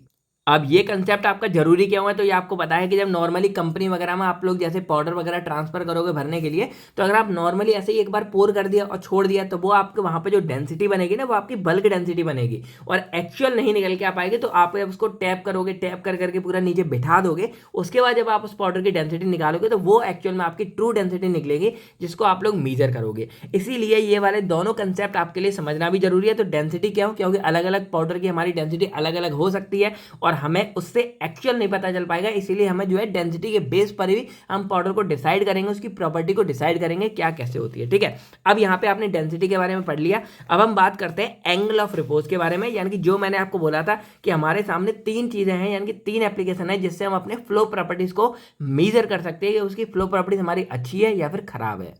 अब देखो, एंगल ऑफ रिपोज को मैं डायरेक्टली आपको समझा देता हूं जिस तरीके से इसको दिखाया यानी कि नापा गया था। तो जैसे नॉर्मल क्या हुआ कि जैसे मान लो ये हमारा एक पाउडर लिया, पूरा ऐसे बल्क में पाउडर लिया और इधर एक पूरा का पूरा ग्राउंड सा ले लिया। अब क्या करते हैं कि ऊपर से पाउडर को इस तरह गिराते चले जाते हैं। अब आपको पता है कि जब पाउडर ऐसे नीचे गिरेगा तो पहले नीचे वाला पार्ट आएगा, फिर उसके ऊपर आएगा, ऊपर आएगा, ऊपर आएगा और ऐसे पाउडर के पाउडर ऊपर के ऊपर रखता हुआ चला जाएगा। और जब ऐसे चलता रहता है तो आपको पता है एक तरह का कीला सा बन जाता है, जिसको हम क्या बोलते हैं कि इस तरह का भाई एक छोटा सा किला टाइप सा पूरा बनता हुआ चला जाता है। तो कई कई जगह इसको टीला वगैरह भी बोल देते हैं कि भाई आपका इस तरह का टीला वगैरह बन जाता है। अब यहाँ पे मजेदार बात ये आती है कि जैसे ये पाउडर है ना, तो इसकी फ्लो प्रॉपर्टीज हमारी जितनी अच्छी होगी उतना ही ये पाउडर हमारा और ज्यादा स्लाइड करेगा, क्योंकि देखो पाउडर के ऊपर पाउडर रखता जा रहा है, रखता जा रहा है। अब अगर यहाँ पे पाउडर की फ्लो प्रॉपर्टीज हमारी अच्छी है तो ये इसके ऊपर टिकेगा ही नहीं और वो हमारा फ्लो होने लगेगा, यानी कि इस डायरेक्शन में हमारा जो है बहता शुरू चला जाएगा। और जब इस डायरेक्शन में हमारा बहना यानी कि फ्लो होना शुरू हो जाएगा, तो ये जो हमारी हाइट है ना, ये हाइट हमारी कम होती चली जाएगी, क्योंकि ये हमारा पाउडर इधर बह जाएगा तो हाइट हमारी कम हो जाएगी। तो इसलिए हम क्या करते हैं, एक फिक्स अमाउंट में पाउडर लेते हैं, ऊपर से हम इसको गिराएंगे और जब गिराएंगे तो इस तरह से हमारे एक पूरा टीला बन के तैयार हो जाएगा, जिसको हम यहाँ पे पाइल एक तरह से बोल सकते हैं, पूरा हीप वगैरह बोल देते हैं चोटी को। और जितने हमारी हाइट है ये हमारी किस पे डिपेंड करेगी, ये जो पाउडर है उसकी जो फ्लो प्रॉपर्टी है वो जितनी अच्छी है। अगर फ्लो प्रॉपर्टी हमारी बहुत अच्छी होगी तो पाउडर ऊपर रुकेगा ही नहीं और वो ऐसा बहता चला जाएगा, बहता चला जाएगा और ये जो हाइट है ये हमारी बहुत कम हो जाएगी। ठीक है, तो हम क्या करते हैं, फाइनली इस हाइट को मेजर करते हैं जो हमारी ये पूरा टीला बन के तैयार हो जाएगा और इस रेडियस को मेजर करेंगे, यानी कि यहाँ से है, और इसके बेस पे हम इस वाले एंगल को पता लगा लेते हैं। और आपको पता है दोस्तों कि ये एंगल हमारा कैसे बन रहा है, यानी कि ये एंगल हमारा बन रहा है, यानी कि ये मान लो हमारा टीला ऐसे ये हमारा पूरा पाउडर गिरता जा रहा है, गिरता जा रहा है, तो ये हमारा इस बेस पे बन रहा है, यानी कि ये हमारा किधर बन रहा है, इस बेस पे बना है, ये वाला एंगल है। और ये एंगल हमारा क्या होगा, अब ज्यादा कब होगा, जब टीला हमारा ऊंचा बन रहा है, कम कब होगा, जब टीला हमारा नीचा बन रहा है। तो यहाँ पे अगर टीला नीचे बन रहा है तो एंगल हमारे यहाँ पे क्या होगा, कम बनेगा। और एंगल जितना कम बनेगा उसका मतलब क्या है कि टीला जो हमारा बहुत कम बन रहा है, जितना कम बन रहा है उसका मतलब क्या है कि हमारा जो पाउडर है वो ज्यादा बह गया, यानी कि उसकी फ्लो प्रॉपर्टीज हमारी बहुत अच्छी थी। तो अब ओवरऑल कंक्लूजन ये समझो कि जब हमने ये वाला अपना एक्सपेरिमेंट किया तो इसकी वजह से एक हमारा पूरा टीला बना और इस टीले की वजह से हमको एक हाइट मिल गई और एक हमको रेडियस मिल गया, यानी कि ये रेडियस। और इस हाइट और रेडियस की मदद से हम क्या करते हैं, अपना यहाँ पे थीटा एंगल निकाल लेते हैं और ये जो एंगल है इसी को हम यहाँ पे एंगल ऑफ रिपोज बोल देते हैं। अब इस एंगल ऑफ रिपोज की खासियत ये होती है कि ये जितना कम बनेगा हमारी जो फ्लो प्रॉपर्टी थी वो उतनी अच्छी बनेगी, क्योंकि उतनी कम हमारी हाइट, क्योंकि जितना ज्यादा ये बहता चला जाएगा ये एंगल हमारा और ऐसा नीचे होता चला जाएगा, नीचे होता चला जाएगा, यानी कि ऐसे नीचे, और जितना कम हो जाएगा उतनी अच्छी हमारी फ्लो प्रॉपर्टीज हो जाती है। तो आई होप आपको ये समझ आ गया होगा। बाकी कभी ट्राई करूंगा, अगर मैं आपको ये करके दिखा पाऊँ तो कभी दिखाऊंगा। ठीक है, तो अगर इसके बारे में थोड़ा बात करें तो क्या है कि it is the maximum angle form between the surface of pile of powder, यानी कि जो हमारा पाउडर का ये पाइल है ये हमारा सरफेस हो गया, एंड द हॉरिजॉन्टल प्लेन, जो हमारा हॉरिजॉन्टल प्लेन है, where the powder is allowed to flow freely to form a heap. यहाँ पे क्या है कि पाउडर हमारा ऊपर से पूरा फ्री होता है इस तरह का चट्टा बनाने के लिए, हीप इसको बोल देते हैं। तो it is indirect measure of the flowability of a powder. अब ये एक तरह से हमारी क्या है, पाउडर की फ्लो एबिलिटी को बता रहा है, लेकिन थोड़े इनडायरेक्ट तरीके से। डायरेक्टली हम ऐसे मेजर नहीं कर रहे, हम यहाँ पे एक इनडायरेक्ट तरीका पूरा यूज कर रहे हैं इसको मेजर करने के लिए। इसका फॉर्मूला हमारा क्या बनता है, tan theta is equal to h upon r, या लिख सकते हो आप theta is equal to tan inverse h upon r। h आपके यहाँ पे होगी हाइट। अब देखो हाइट क्या है, आपका डायरेक्टली मेजर कर रहा है थीटा एंगल को, क्योंकि हाइट जितनी कम होगी आपका थीटा उतना कम बनेगा, और थीटा आपका जितना कम बनेगा आपकी जो फ्लो प्रॉपर्टी है वो उतनी अच्छी होती है। अब जो रेडियस है ये आपके यहाँ पे दूरी बता रहा है, तो रेडियस थोड़ा इसको अपोज करता है, और इन दोनों को मिला के आप अपने थीटा की वैल्यू निकाल सकते हो। और यहाँ ओवरऑल क्या समझ आ रहा है, एच हमारा हो गया हाइट ऑफ पाइल, ये आपको दिख रही होगी, और आर आपकी हो गई रेडियस ऑफ पाइल हो गई, और जो थीटा आपका हो गया एंगल ऑफ रिपोज हो गया। अब यहाँ ओवरऑल क्या है कि एंगल ऑफ रिपोज आपका जितना कम बनेगा, यानी कि थीटा का एंगल आपका जितना कम बनेगा, आपकी फ्लो प्रॉपर्टीज उतनी ही अच्छी निकल के आती है। अब ये ओवरऑल क्या करता है कि it help us to check the flow nature of property powder, यानी कि जो एंगल ऑफ रिपोज है वो आपके पूरे पाउडर के फ्लो प्रॉपर्टीज को चेक करने में आपकी हेल्प करता है। अब यहाँ पे कुछ हमारी जनरल वैल्यूज हैं, उनको आप यहाँ लिख सकते हो, जैसे जो फ्लो प्रॉपर्टीज है। अब अगर हमारी जो वैल्यू है वो 25 से, यानी कि जो हमारा थीटा है इसकी जो वैल्यू निकलेगी वो अगर हमारी 25 से कम निकल के आती है तो हमारे ये एक्सीलेंट है, या 25 से 30 के बीच भी निकल के आती है। अब अगर 31 से 35 के बीच एंगल ऑफ रिपोज निकल के आता है तो हमारी गुड कहलाएगी। वही अगर 36 से 40 तक निकल के आ रहा है तो हमारा फेयर हो गया। वही अगर 41 से 45 तक है तो पासेबल है, यानी कि यहाँ पे कहीं कहीं हमारा चिपक जाएगा, बाकी चल जाएगा। वही अगर उसकी जो वैल्यू है वो 46 से 55 के बीच निकल के आती है तो पुअर है, यानी कि बहुत बुरी उसकी फ्लो प्रॉपर्टीज है, और वो एक के ऊपर एक रखता हुआ चला जाएगा। वही अगर 55 से 65 निकल के आती है तो वेरी पुअर है, और वही अगर 66 से ज़्यादा निकल के आती है तो वेरी वेरी पुअर है। यानी कि आप यहाँ देख सकते हो कि इस एंगल ऑफ रिपोज की मदद से हम अपनी जो फ्लो प्रॉपर्टीज है किसी भी पाउडर को, उसको एक पूरा पैरामीटर देते हुए चले जा रहे हैं, और इसके बेस पे हम आगे काम करेंगे। यानी कि हम यहाँ समझ जाएंगे कि अगर हमें कोई पाउडर चाहिए अच्छी प्रॉपर्टीज वाला, तो हमें लगभग जो है यहाँ पे 31 से 35 के बीच की वैल्यू चाहिए, या 36 से 40 तक भी हमारा चल जाएगा। वही हम चाहते हैं कि एक एक्सीलेंट वैल्यू वाला मिले, तो हम चाहेंगे कि जो उसके एंगल ऑफ रिपोज है वो 25 से 30 के बीच, या फिर 25 से कम वाली वैल्यू हो, तब हमारा जो है ये एक्सीलेंट प्रॉपर्टीज के अंदर आएगा। तो इस तरह हम अपनी एंगल ऑफ रिपोज की मदद से किसी भी पाउडर की फ्लो प्रॉपर्टीज को यहाँ पे मेजर करते हैं। अब देखो हमने यहाँ पे डेंसिटी पढ़ ली थी, अब आपको ये समझ नहीं आ रहा होगा कि डेंसिटी एक्चुअल में हमारी फ्लो प्रॉपर्टीज को कैसे बताएगा। तो यहाँ पे देखो कार्स इंडेक्स और हॉसनर रेशियो, ये दोनों हमारे डेंसिटी के बेस पे निकाले जाते हैं, और ये दोनों एक पैरामीटर है जो बताते हैं कि कोई भी जो पाउडर है उसकी फ्लो प्रॉपर्टीज अच्छी है या फिर बुरी है। तो यहाँ पे कार्स इंडेक्स के बारे में बात करें तो मेजर ऑफ कंप्रेसिबिलिटी, यानी कि ये कंप्रेस करने की ताकत को बताता है, या सिंपल बोला जाए तो it is the indication of powder flow ability, यानी कि पाउडर हमारा कितने अच्छे से बह रहा है, फ्लो कर रहा है, उसको ये बताता है। अब ये सिंपल हमारा क्या होता है कि Carr's index is equal to tap density minus bulk density upon tap density into 100, यानी कि सिंपल क्या करना है, पहले आपको टैप डेंसिटी लिखनी है माइनस बल्क डेंसिटी लिखनी है, और उसके बाद नीचे अपॉन में आपको टैप डेंसिटी लिख देनी है, इनटू 100 कर दोगे, आपको यहाँ पे कार्स इंडेक्स निकल के आ जाएगा। इसी तरह हमारा कुछ हॉसनर रेशियो है, इसमें सिंपल क्या करना होता है, it is the ratio of tap density to the bulk density, यानी कि जो आपकी सिंपल टैप डेंसिटी है वो यहाँ पे लिख देनी है, अपॉन नीचे बल्क डेंसिटी लिख दोगे, तो आपका यहाँ पे जो है हॉसनर रेशियो निकल के आ जाता है। अब ये दोनों आप निकाल लोगे, सिंपल यहाँ पे इसका पूरा चार्ट आता है, और इसके बेस पे आपको इनकी फ्लो प्रॉपर्टीज पता चल जाएगी। तो अगर आपकी फ्लो प्रॉपर्टी एक्सीलेंट है, मतलब जो आपका कार्स इंडेक्स है वो 10 या 10 से कम आना चाहिए, और हॉसनर रेशियो आपका लगभग 1 और 1.11 के बीच में होना चाहिए। गुड के बारे में बात करें तो ये आपका लगभग 11 से 15 के बीच होना चाहिए, या 11 भी हो सकता है, और जो आपका हॉसनर रेशियो वो 1.12 से 1.18 के बीच होना चाहिए। अब अगर ये आपकी फेयर निकल के आती है तो आपका 16 से 20 के बीच होना चाहिए, या 1.19 से 1.25 के बीच। पासेबल मतलब 21 से 25 के बीच में, और 1.26 से 1.34 के बीच में। पुअर मतलब 26 से 31 के बीच में, और इधर 1.35 से 1.45 के बीच में। वेरी प्योर 32 से 37, और वेरी वेरी पुअर 38 से ज्यादा निकल के आता है कार्स इंडेक्स, और इधर आपका सेम है 1.46 से 1.59, और इधर 1.60 से हाई। यानी कि आप यहाँ देख रहे हो कि आपको सिंपल क्या करना है, अगर आपको टैप डेंसिटी बल्क डेंसिटी पता है, जो आप इजीली आइडेंटिफाई कर सकते हो, निकाल सकते हो, उसके बाद आप इसका कार्स इंडेक्स और हॉसनर रेशियो निकाल सकते हो, और इस चार्ट की वजह से आप पता लगा सकते हो कि कोई भी जो हमारा ड्रग है उसकी जो प्रॉपर्टीज है वो एक्सीलेंट है, कि गुड है, कि फेयर है, कि पासेबल है। तो यही हमारे सिंपल तरीके थे जिससे हम पता लगा सकते हैं अपनी किसी भी ड्रग की फ्लो प्रॉपर्टीज के बारे में।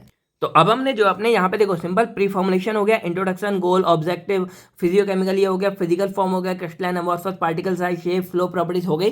अब हम बात करते हैं इसी में सॉल्युबिलिटी प्रोफाइल के बारे में। अब अगर हम बात करें सॉल्युबिलिटी प्रोफाइल के बारे में, तो सिंपल आपको समझना पड़ेगा कि सॉल्युबिलिटी एक्चुअल में हमारी क्या होती है। तो देखो अगर आपको कोई भी सॉल्यूशन बनाना है, तो सॉल्यूशन के केस में क्या होता है, आपको बताया कि सिंपल हमारे पास एक होता है सॉल्यूट जो कम मात्रा में होता है और मोस्टली सॉलिड होता है, एक हमारे पास होता है सॉल्वेंट। अब हम सिंपल क्या करते हैं कि सॉल्यूट को सॉल्वेंट के अंदर मिलाते हैं, और मिला के हमारा सॉल्यूशन बनके तैयार हो जाता है। अब सॉल्युबिलिटी एक्चुअल में क्या होती है कि जो कोई हमारा सॉल्यूट होता है, यानी कि जो कम अमाउंट में होता है, उसकी सॉल्युबिलिटी चेक की जाती है। अब ये होता क्या है कि जैसे ये सॉल्यूट है ना, वो मैक्सिमम कितना हमारा इस सॉल्वेंट के अंदर डिसॉल्व हो पा रहा है ना, वही जो एबिलिटी हमारी सॉल्यूट की होती है, वही हमारी क्या कहलाती है, सॉल्युबिलिटी कहलाती है। अब यहाँ पे क्या करते हैं कि जो सॉल्वेंट लेते हैं वो एक फिक्स अमाउंट में लेते हैं। जैसे मान लो हमने अगर यहाँ पे 100 ml ले लिया तो फिक्स लेंगे। अब ऐसा जरूरी क्यों है, अब मान लो यहाँ पे आपने सॉल्यूट मिलाया और लगभग मान लो आपने यहाँ पे 50 50 ग्राम सॉल्यूट बना दिया। अब यहाँ पे अगर आप सॉल्वेंट के अमाउंट को बढ़ा दोगे तो 50 से ज़्यादा हो जाएगा, और बढ़ा दोगे तो और ज़्यादा हो जाएगा। बाकी यहाँ टेम्परेचर भी हम कांस्टेंट रखते हैं, क्योंकि अगर हम इसको गर्म करना शुरू कर देंगे तो ये जो मटेरियल है ये हमारा ज़्यादा डिजोल्व होना शुरू हो जाएगा। तो इसीलिए क्या बोलते हैं कि at constant temperature and pressure, जब आप एक फिक्स अमाउंट ऑफ सॉल्वेंट के अंदर कितना मैक्सिमम अमाउंट में सॉल्यूट को डिसॉल्व कर सकते हो, वही हमारा उस सॉल्यूट की सॉल्युबिलिटी कहलाती है।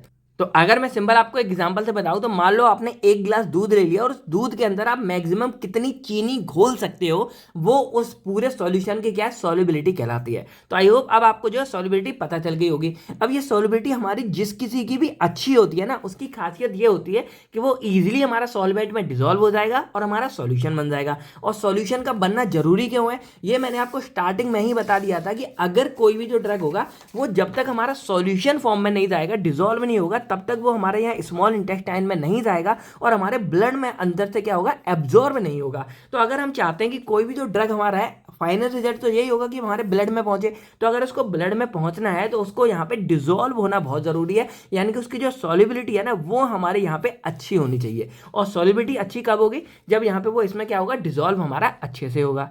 अब ये मैंने आपको ये भी बता दिया कि हमेशा ऐसा नहीं होता कि हम केवल बाहर के बारे में बात करते हैं कि हमें अपने ड्रग को पानी में घोलना है। नहीं, हम क्या करते हैं कि जब हम कोई टैबलेट वगैरह खाएंगे तो हमारे स्टमक में आने के बाद वो कितनी जल्दी वहां पे टूट के और कितनी जल्दी स्टमक के फ्लूइड के साथ जाके डिजोल्व होगा, जिससे उसकी सॉल्युबिलिटी अच्छी होगी। तब वो जितनी जल्दी हमारे स्टमक में डिजोल्व होगा उतनी जल्दी आगे जाके हमारे ब्लड में पहुंचेगा। तो हम यहाँ स्टमक के अंदर वाले सॉल्युबिलिटी के बारे में भी बात करते हैं। इसीलिए सॉल्युबिलिटी का अच्छा होना हमारे लिए बहुत ज्यादा जरूरी होता है।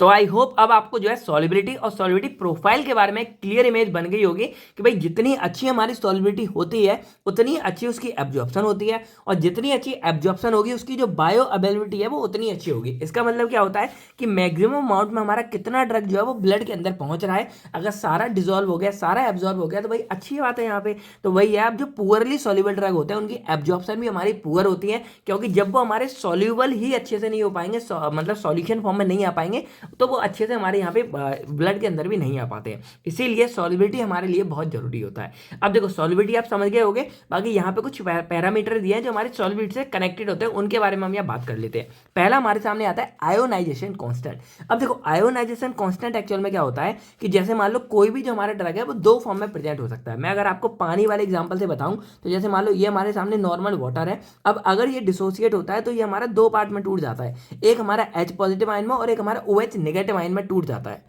अब ये जो हमारी फॉर्म होती है जो नॉर्मल है, ये हमारी कहलाती है अनआयोनाइज फॉर्म, और ये जो फॉर्म है यहाँ पे हमारे आयंस फॉर्म हो जाते हैं, इसको हम यहाँ पे क्या बोलते हैं, आयोनाइज फॉर्म बोलते हैं। और अगर हम इसको पूरे को निकालते हैं तो यहाँ पे हम इसको क्या है, यानी कि आयोनाइजेशन कांस्टेंट की फॉर्म में हम इसको पूरे को निकाल सकते हैं। बस इतना सा मैटर है यहाँ पे, सिंपल।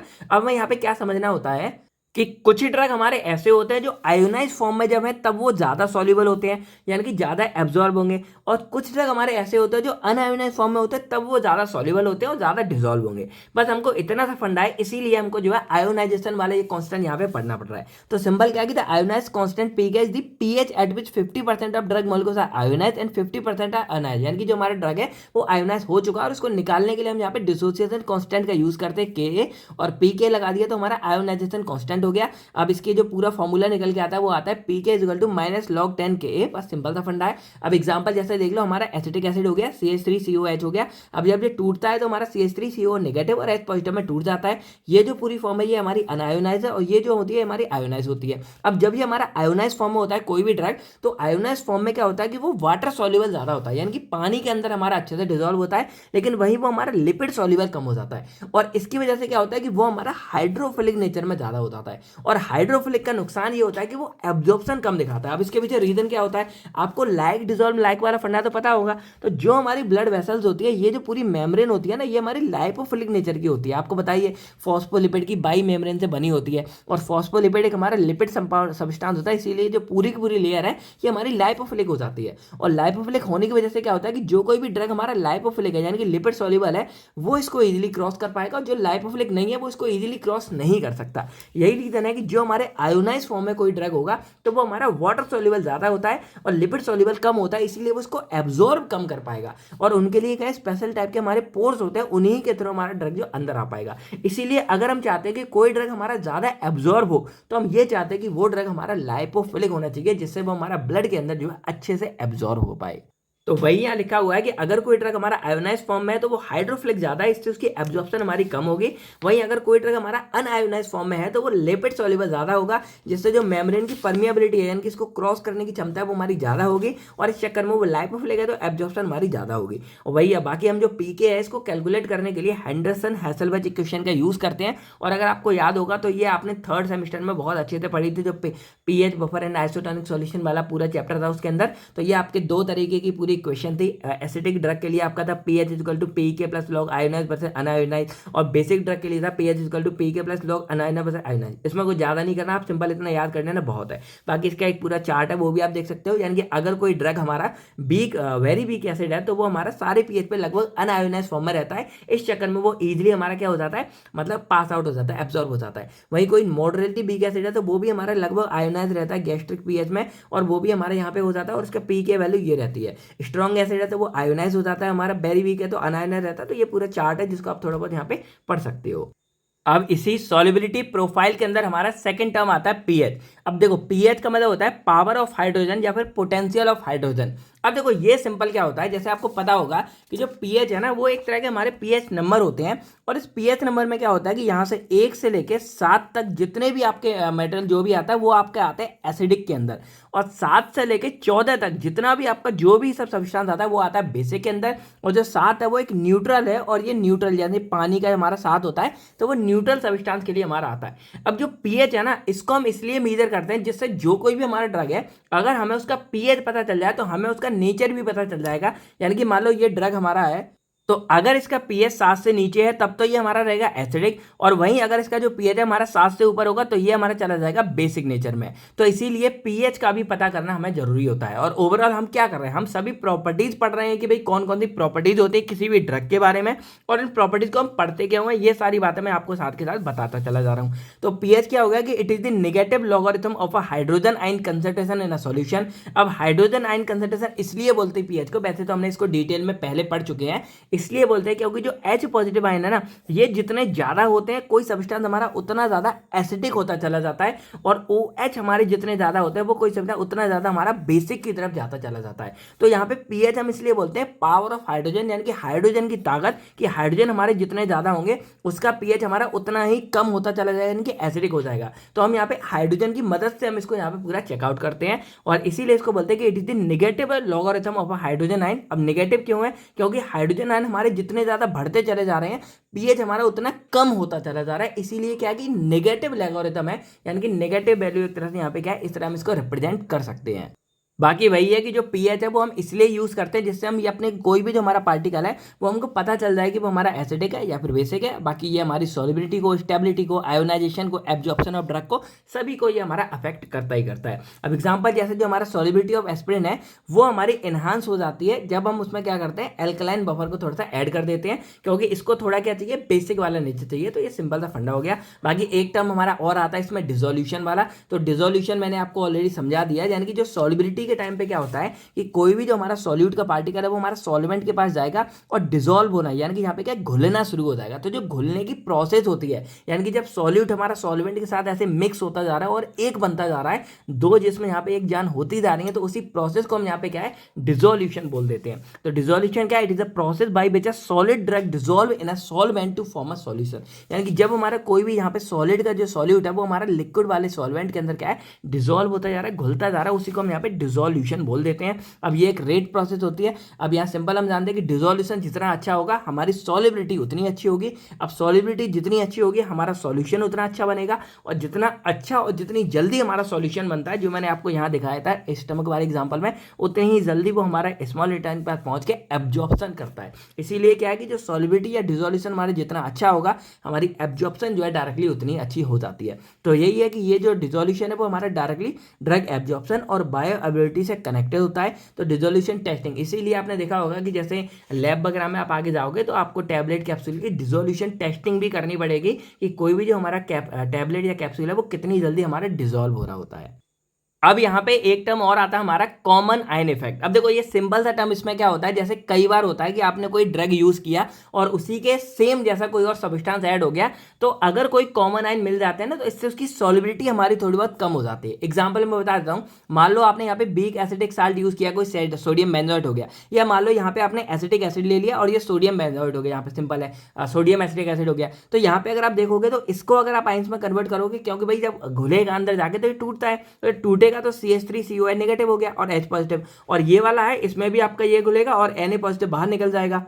तो इस वजह से क्या होता है कि देखो ये और ये दोनों हमारे कॉमन आयन हो गए, और कॉमन आयन की वजह से यहाँ पे कॉमन आयन इफेक्ट हो जाता है, यानी कि एक तरह से सब कुछ यहाँ पे रुक जाएगा और जो आपकी सॉल्युबिलिटी है वो यहाँ पे डिक्रीज हो जाती है। तो ये भी एक टर्म है जो आपकी सॉल्युबिलिटी को अफेक्ट करता है, इसलिए यहाँ पे इसको डाल दिया गया है। बाकी अब हमारा यहाँ पे एक आता है पार्टीशन कॉफिशिएंट, और इसी के साथ हमारी सॉल्युबिलिटी प्रोफाइल वाला पार्ट यहाँ पे खत्म हो जाएगा। अब पार्टीशन कॉफिशिएंट एक्चुअल में यहाँ पे क्या होता है, तो जैसे सिंपल सी मान लो कि एक तरह की हमारी एक टेक्निक है जो हमको ये बताती है कि मान लो ये जो हमारा ड्रग है वो लिपिड सॉल्युबल है या फिर हमारा वाटर सॉल्युबल है, यानी कि हाइड्रोफिलिक है या फिर लाइपोफिलिक है। और ये मैंने आपको अभी अभी समझाया कि जैसे हमारी कोई भी जो ये होती है, यानी कि जो हमारी ब्लड वेसल्स की मेम्ब्रेन है या जो हमारे नॉर्मल सेल्स वगैरह होते हैं, ये सब हमारी फॉस्फोलिपिड की बाई लेयर से बने होते हैं। और फॉस्फोलिपिड के बारे में आगे आप समझोगे, अभी इतना समझो कि हमारे ये लाइपोफिलिक नेचर के होते हैं, यानी कि जो हमारा ऑयली नेचर होता है ना, उस वाले नेचर के होते हैं। इस चक्कर में क्या होता है कि अगर जो हमारा ड्रग है ये भी अगर हमारा लाइपोफिलिक है, तब तो वो इजिली हमारे इस मेम्ब्रेन को क्रॉस करके हमारे ब्लड के अंदर आ जाता है, और अगर वो लाइपोफिलिक नहीं है तो हमारे ब्लड में इजीली क्रॉस नहीं कर पाता है। इसीलिए हम ये चाहते हैं कि जो ड्रग है वो हमारा लाइपोफिलिक ज्यादा होना चाहिए। अब ये जो पार्टीशन कोएफिशिएंट है ना, ये टेक्निक से हम ये पता लगा लेते हैं कि कोई भी जो हमारा ड्रग है वो लाइपोफिलिक है या हाइड्रोफिलिक है, ये ज्यादा है, ये हमको पता लगाना होता है।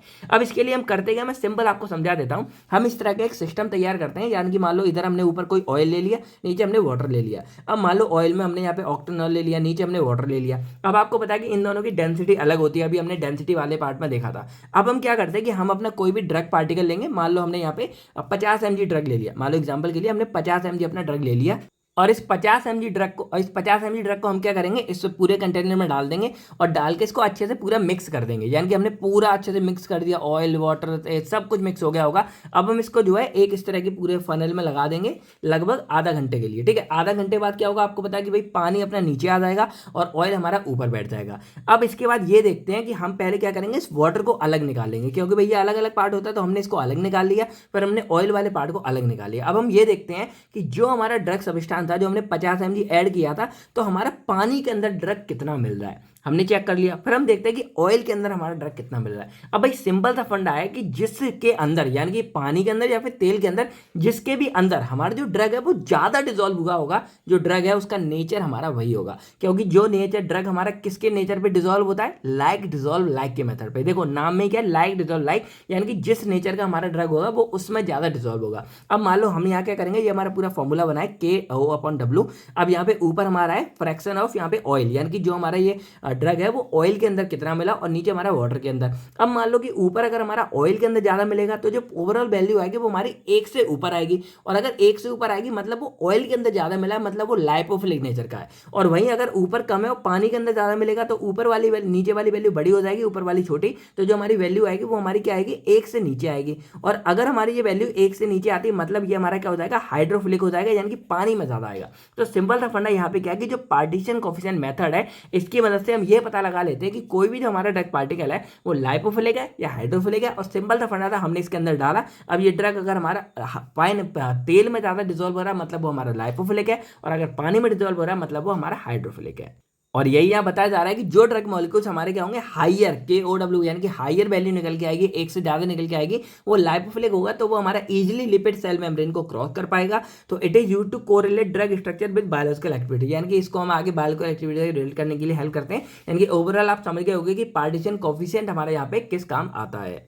तो वैसे तो हमारे यहाँ पे फिजिकल के अंदर एक लास्ट टर्म आता है पॉलीमॉर्फिज्म, लेकिन इससे पहले एक टर्म जो एग्जाम में आया है तो मैं आपको शॉर्ट में बता देता हूँ। वैसे आप ऑलरेडी इसको बहुत बार पढ़ चुके हो। तो देखो कई बार ये आता है कि हमारी जो सॉल्युबिलिटी है ना वो अगर कम है, जैसे हमने अभी इतनी सारी बातें कर ली सॉल्युबिलिटी प्रोफाइल के बारे में, और इन तरीकों से हम यहाँ पूरा चेक करते हैं, ये सारी बातें हमें अफेक्ट करती हैं। लेकिन अगर हमारी सॉल्युबिलिटी कम होती है तो सॉल्युबिलिटी को बढ़ाने के लिए हमारे कुछ टेक्निक होते हैं जिसकी मदद से हम अपने ड्रग की सॉल्युबिलिटी को इंक्रीज भी कर सकते हैं। वही हमको यहाँ पढ़नी है, यानी कि एक आध बार एग्जाम में आया है।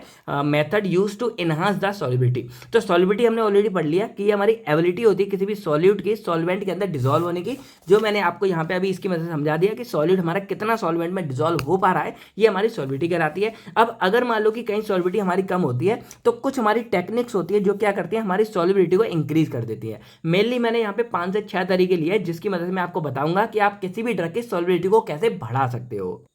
तो यहाँ पे हमारे सामने टोटल 6 मेथड है। पहला आता है पीएच चेंज, दूसरा आता है को सॉल्वेंट, तीसरा आता है पार्टिकल साइज रिडक्शन, चौथा आता है सॉलिड डिस्पर्जन, पांचवा आता है हाइड्रोट्रॉफी मेथड एंड सिक्स आता है कॉम्प्लेक्सेशन। तो देखो वैसे तो शायद ही चांस है कि ये वाला आए, लेकिन पहले एक दो बार पूछा गया है तो हमने कहा चांस नहीं लेने का, आपको दे देते हैं। थोड़ा सा आप ऑलरेडी पढ़ चुके हो, पहले भी आपने पढ़ा था, शायद ये फर्स्ट सेमेस्टर में भी था, थर्ड में भी था, तो आपके हेल्प ही करेगा। तो पहला हमारा आता है पीएच चेंज। अब देखो सिंपल सा फंडा है कि कई सारे हमारे ऐसे ड्रग होते हैं जो पुअरली सॉल्युबल होते हैं। अब वो चाहे वीक बेस हो चाहे वीक एसिड हो, तो हम क्या कर सकते हैं कि अगर हम चाहें तो उनकी सॉल्युबिलिटी को बढ़ा सकते हैं उनके पीएच को चेंज करके। यानी कि अगर मान लो कोई वीक बेस है और वो सॉल्युबल नहीं हो रहा है, तो अगर हम उसके पीएच को थोड़ा बहुत चेंज कर दें, उसमें थोड़ा ऐसे या कुछ ऐड करके, तो हम उसकी सॉल्युबिलिटी को इंक्रीज कर सकते हैं। अब इंक्रीज करने के लिए दो तरीके हैं। एक होता है साल्ट फॉर्मेशन। जैसे मान लो कोई अगर वीक बेस है या वीक एसिड है, तो अगर हम इनको टेम्परेरी साल्ट फॉर्म में कन्वर्ट कर देते हैं तो वो हमारे सॉल्युबल अच्छे से हो जाएंगे, बाद में नॉर्मल चले जाएंगे। तो इस तरह हम साल्ट फॉर्म कर सकते हैं। या हो सकता है कि अगर हम उसमें थोड़ा बहुत बफर ऐड कर दें, तो बफर आपको पता है कि पीएच को एडजस्ट करने में भी हेल्प कर रहा है। तो इस तरह हम थोड़ा बहुत पीएच को इधर उधर करके हम उसकी सॉल्युबिलिटी को बढ़ा सकते हैं। ये सिंपल तरीका हो गया। सेकंड हमारा आता है को सॉल्वेंट। अब इसमें क्या होता है कि एक टेक्निक होती है जिसमें जो पुअरली सॉल्युबल ड्रग होता है उसमें हम क्या करते हैं कि एक अलग से को सॉल्वेंट यूज कर देते हैं, जिससे हमारी ओवरऑल जो सॉल्युबिलिटी है वो हमारे यहाँ पे बढ़ जाती है। अब जैसे एग्जांपल मान लो ये हमारा सॉल्यूट है और ये इसमें लिक्विड में जाके डिसॉल्व कर रहे हैं। अब ये अच्छे से डिसॉल्व नहीं हो रहा, तो हम क्या करेंगे, को सॉल्वेंट यूज करेंगे जिसकी इसके साथ बनेगी, तो इसके साथ बना के और यहाँ पे अच्छे से डिसॉल्व हो जाएगा और डिसॉल्व होकर पूरा सॉल्यूशन हमारा तैयार हो जाएगा। एग्जाम्पल जैसे हमारा 2-पायरोलिडिन प्रोपाइल ग्लाइकॉल हो गया। अब इसको एग्जाम्पल नॉर्मल ऐसे समझो कि मान लो कोई बच्चा है जो फेल हो रहा है, अच्छे से पढ़ाई नहीं कर पा रहा, तो अगर वो एक ऐसा दोस्त बना ले जो उसकी हेल्प करे, एग्जाम में भी हेल्प करे और पढ़ाई में भी हेल्प करे, तो भाई क्या होगा, वो भी अच्छे से पास हो जाएगा। तो वही कि हम ऐसा एक को सॉल्वेंट ले आते हैं जो खुद तो डिसॉल्व है और वो साथ में इस वाले सॉलिड को भी डिसॉल्व कराने में हेल्प कर रहा है, और इसी प्रोसेस को हम यहाँ बोलते हैं को सॉल्वेंट। यानी कि हमने यहाँ पे एक अलग को सॉल्वेंट यूज कर लिया जिसमें ये सॉल्यूट डिसॉल्व हो जाएगा, देन ये ओवरऑल जाके हमारा इसमें जो है डिसॉल्व हो जाता है। देन थर्ड हमारा आता है पार्टिकल साइज रिडक्शन। हमने ये ऑलरेडी पढ़ा था कि अगर किसी भी सब्सटेंस का पार्टिकल साइज यानी कि ये मान लो बड़ा है, अगर इसको छोटा छोटा कर देते हैं तो इसका जो सरफेस एरिया है वो हमारा बढ़ जाएगा, और सरफेस एरिया बढ़ जाएगा तो ये सॉल्वेंट के साथ ज्यादा इंटरेक्शन करेगा और इसके चांस ज्यादा है कि हमारा इजिली सॉल्यूट मतलब इजिली डिसॉल्व होता है। तो भाई decreasing the particle size we can increase this solubility of product. Particle size अगर हम रिड्यूस करेंगे, सरफेस एरिया बढ़ेगा, तो सॉल्युबिलिटी हमारी बढ़ जाएगी और इससे हमारी सॉल्युबिलिटी यहाँ पे बढ़ जाती है। सिंपल। अब पार्टिकल साइज रिड्यूस करने के लिए या तो हम माइक्रो आयोनाइजेशन कर सकते हैं, यानी कि उसको आयोनाइज फॉर्म में छोटा छोटा कर दें, या नैनो सस्पेंशन हो गया, या फिर ग्राइंडिंग वगैरह भी कर सकते हैं। चौथा हमारे पास आता है सॉलिड डिस्पर्जन। अब इसमें क्या होता है कि मान लो कोई भी हमारे सामने एक पुअरली सॉल्युबल ड्रग है, उसको हम क्या करेंगे, highly soluble solid hydrophilic matrix के अंदर क्या करते हैं, कैद कर लेते हैं। जैसे मान लो ये हमारा ड्रग है जो पूरा सॉल्युबल नहीं है, हमने ये पूरी मैट्रिक्स ली जो हाईली सॉल्युबल होती है, उसमें हमने इसको पूरा ट्रैप किया। अब ये पूरी हाईली सॉल्युबल है तो ये हमारी किसी भी सॉल्वेंट के अंदर जाके डिसॉल्व हो जाएगी, और ओवरऑल जो हमारा ये ड्रग है अंदर वाला वो भी हमारा इसमें डिसॉल्व हो जाएगा इसकी मदद से। तो यहाँ पे एक हमने highly soluble solid hydrophilic matrix ले ली जिसमें हमने पूरी सॉल्युबल ड्रग को डाला और हमारा ओवरऑल ये डिसॉल्व हो जाएगा। एग्जाम्पल जैसे हाइड्रोफिलिक कैरियर आते हैं। फिफ्थ हमारे सामने आता है हाइड्रोट्रॉफी। अब इसमें क्या करते हैं हम कि जैसे मान लो हमने ये वाला देखा था कि हमारा जो सॉल्यूट है वो यहाँ पे डिसॉल्व नहीं हो पा रहा है, तो हमने यहाँ पे को सॉल्वेंट लिया था, लेकिन इसमें क्या करते हैं, हम यहाँ पे एक और सॉल्यूट ले लेते हैं जो हमारे ये हाइड्रोट्रॉफी है। और ये जो सॉल्यूट लेते हैं ये सेकेंडरी सॉल्यूट होता है जो थोड़ा ऐसा होगा जो एक्वस, यानी कि मान लो यहाँ पे जो पानी वगैरह है ना उसमें ज्यादा अच्छे से डिसॉल्व हो जाएगा। तो हम यहाँ पे एक ऐसा सेकेंडरी वाला सॉल्यूट ले लेते हैं, लार्ज अमाउंट में ले लेते हैं, उसमें वो एक्वस सॉल्यूटी हमारी बढ़ जाती है ओवरऑल। तो जो वाटर इनसॉल्युबल ड्रग है वो इसके साथ जाके बहुत कम मात्रा में होगा तो ईजिली हमारा डिसॉल्व हो जाता है। यानी कि हमने लार्ज क्वांटिटी में सेकेंडरी सॉल्यूट ले लेते हैं जिसके साथ ये छोटा मोटा जो हमारा पहले वाला मेन ड्रग था वो भी डिसॉल्व हो जाता है। एग्जांपल जैसे सॉल्युबलाइजेशन ऑफ थियोफाइलिन, ये हमारा मेन ड्रग है, तो ये हमारा सोडियम बेंजोएट हमने एडिटिव ले लिया जिसके साथ ये हमारा आराम से मिल जाता है। देन हमारा लास्ट आता है जिलेशन। अब इसमें क्या होता है कि हमें कोई भी मान लो दो या दो सब्सटेंस को एसोसिएट करके एक पूरी हमारी नॉन बॉन्डेड एंटिटी बन जाती है, जैसे चिलेट्स वगैरह हो गए ईडीटी के साथ पूरा मिल जाते हैं, तो इससे हमारी बायोटी बढ़ जाएगी और पुअरली सॉल्युबल ड्रग भी हमारे यहाँ पे क्या हो जाते हैं, इंप्रूव हो जाते हैं। तो ये चिलेशन एक अलग ही हमारी तरह की प्रोसेस है जो भी हम यहाँ यूज कर सकते हैं। तो देखो आई होप आपको ये क्लियर तो हो गया होगा कि कैसे हम अपनी सॉल्युबिलिटी के मेथड को एनहांस कर सकते हैं। अगर कभी आता है तो आप ये 4-5 तरीके लिख के आ सकते हो, बहुत ही सिंपल है। और मैंने जल्दी में इसलिए बताया क्योंकि ऑलरेडी हमने इसको थर्ड सेम और फर्स्ट सेम में पढ़ा था, तो अगर कभी आता है आप इसको करके आ जाओगे। अब हम बात करते हैं फिजिकल प्रॉपर्टीज का लास्ट टॉपिक पॉलीमॉर्फिज्म के बारे में। देखो ये टॉपिक थोड़ा टेढ़ा लग सकता है लेकिन सिंपल तरीके से हम समझते हैं और ये भी समझेंगे कि भाई ये भी जरूरी हमारा क्यों होता है। तो देखो पॉलीमॉर्फिज्म का सिंपल मतलब क्या होता है कि जैसे कोई भी जो हमारा ड्रग मॉलिक्यूल्स है ना, उसके पास ये एबिलिटी होती है कि वो दो या दो से ज्यादा क्रिस्टलाइन फॉर्म में प्रेजेंट हो सकता है। यानी कि देखो मैं सिंपल आपको समझाता हूं। जैसे मान लो आप हो, ये एग्जाम्पल मैंने पहले जब पढ़ाया था ये यूनिट तब भी मैंने दिया था कि मान लो आप लोग हो ये, और आपका ना अलग अलग रोल है, यानी कि आप सेम हो लेकिन आप अपने रोल को एकदम चेंज कर लेते हो। अब जैसे आप लोग कॉलेज गए हो, तो कॉलेज जब आप जाते हो तो आप एक स्टूडेंट हो, आप भाई सब टीचरों के बीच हो, अपने दोस्तों के साथ हो, तो उसी की तरह बिहेव कर रहे हो, बेल बिहेव कर रहे हो, नो गाली गलौज कुछ भी नहीं, जस्ट एक जेंटलमैन की तरह। आप घर आते हो तो आपका फैमिली मोड ऑन हो जाता है और गाली गलौज वहां भी बिल्कुल बंद हो जाती है। अगर आप किसी के बेटे हो, किसी के भाई हो, किसी की बहन हो या किसी की बेटी हो, आपका क्या वहां पे रोल अलग हो गया। बेटी वगैरह अलग काम कर रहे हैं, बेटे अलग कर रहे हैं। वही अगर आप कहीं दोस्तों के साथ घूमने निकल जाओ तो वहां पे आप अपने दोस्तों के दोस्त हो, वहां पे आपके सारे फिल्टर आउट हो जाते हैं, आप जैसे मर्जी वैसे कर सकते हो। भाई अगर आप किसी के हस्बैंड वगैरह तो वहां पे अलग रोल है। यानी कि आप अकेले हो लेकिन आप क्या है दो से ज्यादा फॉर्म में एग्जिस्ट कर रहे हो और आप अपने कन्वीनियंट के हिसाब से, यानी कि कॉलेज में आप इसमें चले गए, घर पे आप ये रोल में चले गए, इधर दोस्त के साथ आप ये रोल में चले गए, यानी कि आप अपने अकॉर्डिंग वहां पे शिफ्ट हो जा रहे हो। कुछ इसी तरह का फंडा हमारा होता है पॉलीमॉर्फिज्म का, कि यहाँ पे क्या होता है कि जैसे कोई भी जो हमारा ड्रग मॉलिक्यूल्स है वो हमारा दो या दो से ज्यादा क्रिस्टलाइन फॉर्म में प्रेजेंट हो सकता है। अब क्रिस्टलाइन फॉर्म मैंने आपको बताया था कि ड्रग की हमारी एक फॉर्म होती है, अमोर्फस होती है, क्रिस्टलाइन होती है। क्रिस्टलाइन हमारी ज्यादा स्टेबल होती है, तो वो क्रिस्टलाइन फॉर्म में प्रेजेंट है। अब वो हमारे क्रिस्टलाइन फॉर्म में दो या दो से ज्यादा फॉर्म में प्रेजेंट हो सकता है। अब इनका मतलब क्या होता है, तो जैसे मान लो ये ड्रग है, तो अगर ये पहले फॉर्म में तो हो सकता है यहाँ पे ज्यादा स्टेबल हो सकता है दूसरे वाले में ज्यादा स्टेबल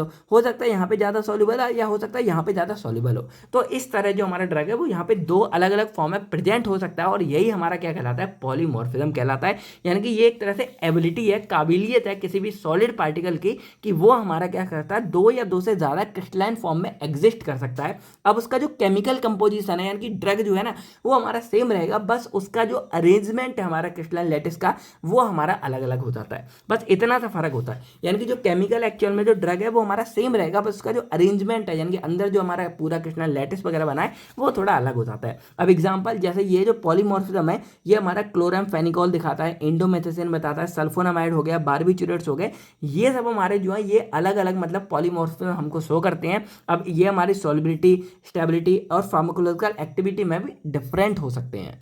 अब देखो ये जो पूरा फिनोमिना होता है ना, इस पूरे फिनोमिना को हम यहाँ पे पॉलीमॉर्फिज्म बोल देते हैं। और ये जो अलग अलग जैसे मान लो क्रिस्टलाइन फॉर्म है तो ये अलग अलग जो दो फॉर्म होती है ना इसको हम यहाँ पे पॉलीमॉर्फ बोल देते हैं। तो अगर कभी आता तो ये हमारे पॉलीमॉर्फ हो गए और जो पूरा फिनोमिना है इसको हम पॉलीमॉर्फिज्म बोल देते हैं। अब एग्जाम्पल में अगर आपको दिखाऊं तो जैसे हमारा क्लोरामफेनिकोल है ये दो फॉर्म में प्रेजेंट होता है, एक हमारी होती है अल्फा फॉर्म, एक हमारी होती है बीटा फॉर्म। अब जो अल्फा फॉर्म है ना ये हमारी स्टेबल है लेकिन ये सॉल्युबल हमारी कम होती है। तो जब हम क्लोरामफेनिकोल को बना रहे होते हैं तो ड्यूरिंग मैन्युफैक्चरिंग कई टाइम ये होता है कि जो क्लोरामफेनिकोल है वो हमारा बीटा फॉर्म में चला जाता है। और बीटा फॉर्म में क्या होता है कि वो हमारा ज्यादा सॉल्युबल होता है, यानी कि ये लेस सॉल्युबल था तो ज्यादा सॉल्युबल होता है। बस फर्क क्या होता है कि वहां पे वो स्टेबिलिटी हमारी उसकी कम हो जाती है। तो इसलिए बीटा फॉर्म होता है वो सॉल्युबल ज्यादा है तो उसकी एब्जॉर्प्शन हमारी ज्यादा हो रही है लेकिन वो स्टेबल हमारा कम होता है। और जो अल्फा फॉर्म में स्टेबल हमारा ज्यादा लेकिन लेस सॉल्युबल होता है। तो जो जिसके अकॉर्डिंग होगा हमारा ये यहाँ पे शिफ्ट हो जाता है। तो ये हमारी क्या हो गई, इसकी पॉलीमॉर्फिज्म होगी। और ये जो अल्फा फॉर्म है ये एक पॉलीफॉर्म हो गया और ये बीटा फॉर्म है ये एक पॉलीमॉर्फ हो गया।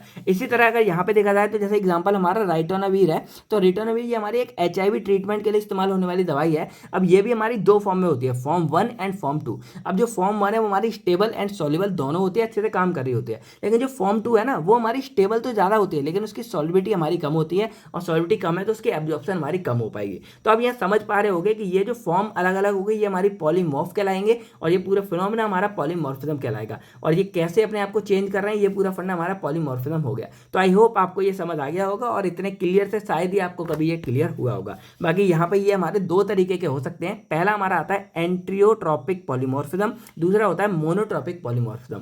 एंट्रियोट्रॉपिक पॉलीमॉर्फिज्म में क्या होता है कि ये रिवर्सिबल ट्रांसफॉर्म होता है, यानी कि मान लो जैसे क्लोरामफेनिकोल है तो जैसे मैंने बोला मैन्युफैक्चरिंग के टाइम पे वो अल्फा से बीटा में हो जाता है लेकिन फाइनल के टाइम पे वो अल्फा में भी हो जाता है। तो अगर ये रिवर्सिबल है यानी कि ये हमारा एक बार चेंज होकर दोबारा लौट के आ जा रहा है तो ये हमारा एंट्रियोट्रॉपिक पॉलीमॉर्फिज्म कहलाता है। अब ये हमारा टेम्परेचर और प्रेशर की वजह से हो सकता है, एग्जाम्पल जैसे सल्फर हमारा ये कर देता है। वही हमारा मोनोट्रॉपिक में क्या होता है कि जो एक पॉलीमॉर्फ है वो हमारा मान लो स्टेबल है और दूसरा हमारा मेटास्टेबल हो गया, तो अगर ये एक बार कन्वर्ट हो जाते हैं तो ये इरिवर्सिबल होते हैं, यानी कि अब वो दोबारा अपनी बैक कंडीशन में लौट के नहीं आएगा, तो ये हमारा मोनोट्रॉपिक पॉलीमॉर्फिज्म कहलाता है। एग्जाम्पल जैसे ग्लिसरॉल स्टेरॉइड्स हो गए, तो ये अगर एक बार चेंज हो गए तो ये लौट के दोबारा कंडीशन में नहीं लौट के आते हैं। अब एग्जाम्पल मैंने बता दिया, मान लो ये ए है तो ए नॉट ये हो गया, तो इनमें तीनों में से हो सकता है कोई ज़्यादा स्टेबल हो सकता है कोई ज़्यादा सॉल्युबल हो। इस तरह ये अलग अलग हमारी फॉर्म होती है और ये पूरा फंडा हमारा पॉलीमॉर्फिज्म का कहलाता है। आई होप ये पूरा का पूरा आपको क्लियर हो गया होगा। तो अब हमने जो अपने प्री फॉर्मुलेशन स्टडी का एक बहुत बड़ा पार्ट यानी कि फिजिकल प्रॉपर्टीज को यहाँ पे कवर कर लिया, जो सबसे ज्यादा थी और कोई भी हमारी लॉन्ग और शॉर्ट में कैसे भी आ सकती है। अब हम बात करते हैं केमिकल प्रॉपर्टीज के बारे में। अब देखो इसके बारे में यहाँ पे ये समझना होता है, जैसे बहुत बार क्या होता है कि जब हम ड्रग को बना रहे होते हैं या ड्रग हमारा बन जाता है, उस टाइम क्या होता है कि जैसे मान लो ये हमारा ड्रग है, तो इसके आस पड़ोस में हमारे कुछ ऐसे फैक्टर्स होते हैं जो क्या करते हैं इस ड्रग को बाद में भी खराब कर सकते हैं और ड्यूरिंग मैन्युफैक्चरिंग भी खराब कर सकते हैं। अब देखो फिजिकल फैक्टर क्या होते हैं, मेनली हमें दिखते हैं या इसको हम नॉर्मली ध्यान दे सकते हैं, लेकिन जो केमिकल वाले फैक्टर होते हैं ना भाई, ये हमारे एकदम, क्योंकि केमिकल्स आपको नॉर्मली जैसे गैस वगैरह ये आपको दिखाई नहीं दे रही है, तो आपको इनके लिए पहले से तैयार होना पड़ता है। तो यहाँ पे अगर हम बात करें केमिकल प्रॉपर्टीज के बारे में, तो ये एक्चुअल में वो प्रॉपर्टीज है जो हमारे किसी भी ड्रग को इंटरनली खराब कर सकते हैं, यानी कि अंदर से खराब कर सकते हैं, उसके स्ट्रक्चर को चेंज कर सकते हैं। इसीलिए हमें जो है केमिकल प्रॉपर्टीज के बारे में भी अच्छे से पता होना चाहिए। तो सिंपल अगर हम यहाँ बात करें तो these study are to know how stable a drug is and how it react with environment और एक्सिपिएंट। यानी कि ये जो स्टडी है, ये वाली जो पूरी प्रॉपर्टीज है, ये हमको बताती है कि कोई भी जो हमारा ड्रग है वो कितना स्टेबल है और कैसे आस पड़ोस का जो एनवायरनमेंट है या इसके साथ मिलने वाली जो एक्सिपिएंट है वो हमारे इसके साथ रिएक्ट करेंगे और इसको खराब करेंगे। तो this help to design a safe and stable dosage form. ये जो पूरी केमिकल प्रॉपर्टीज है ये हमें किसी भी ड्रग को सेफ और स्टेबल बनाने में हेल्प करती हैं। अब यहाँ मेनली 5 प्रॉपर्टीज के बारे में हम बात करने वाले हैं।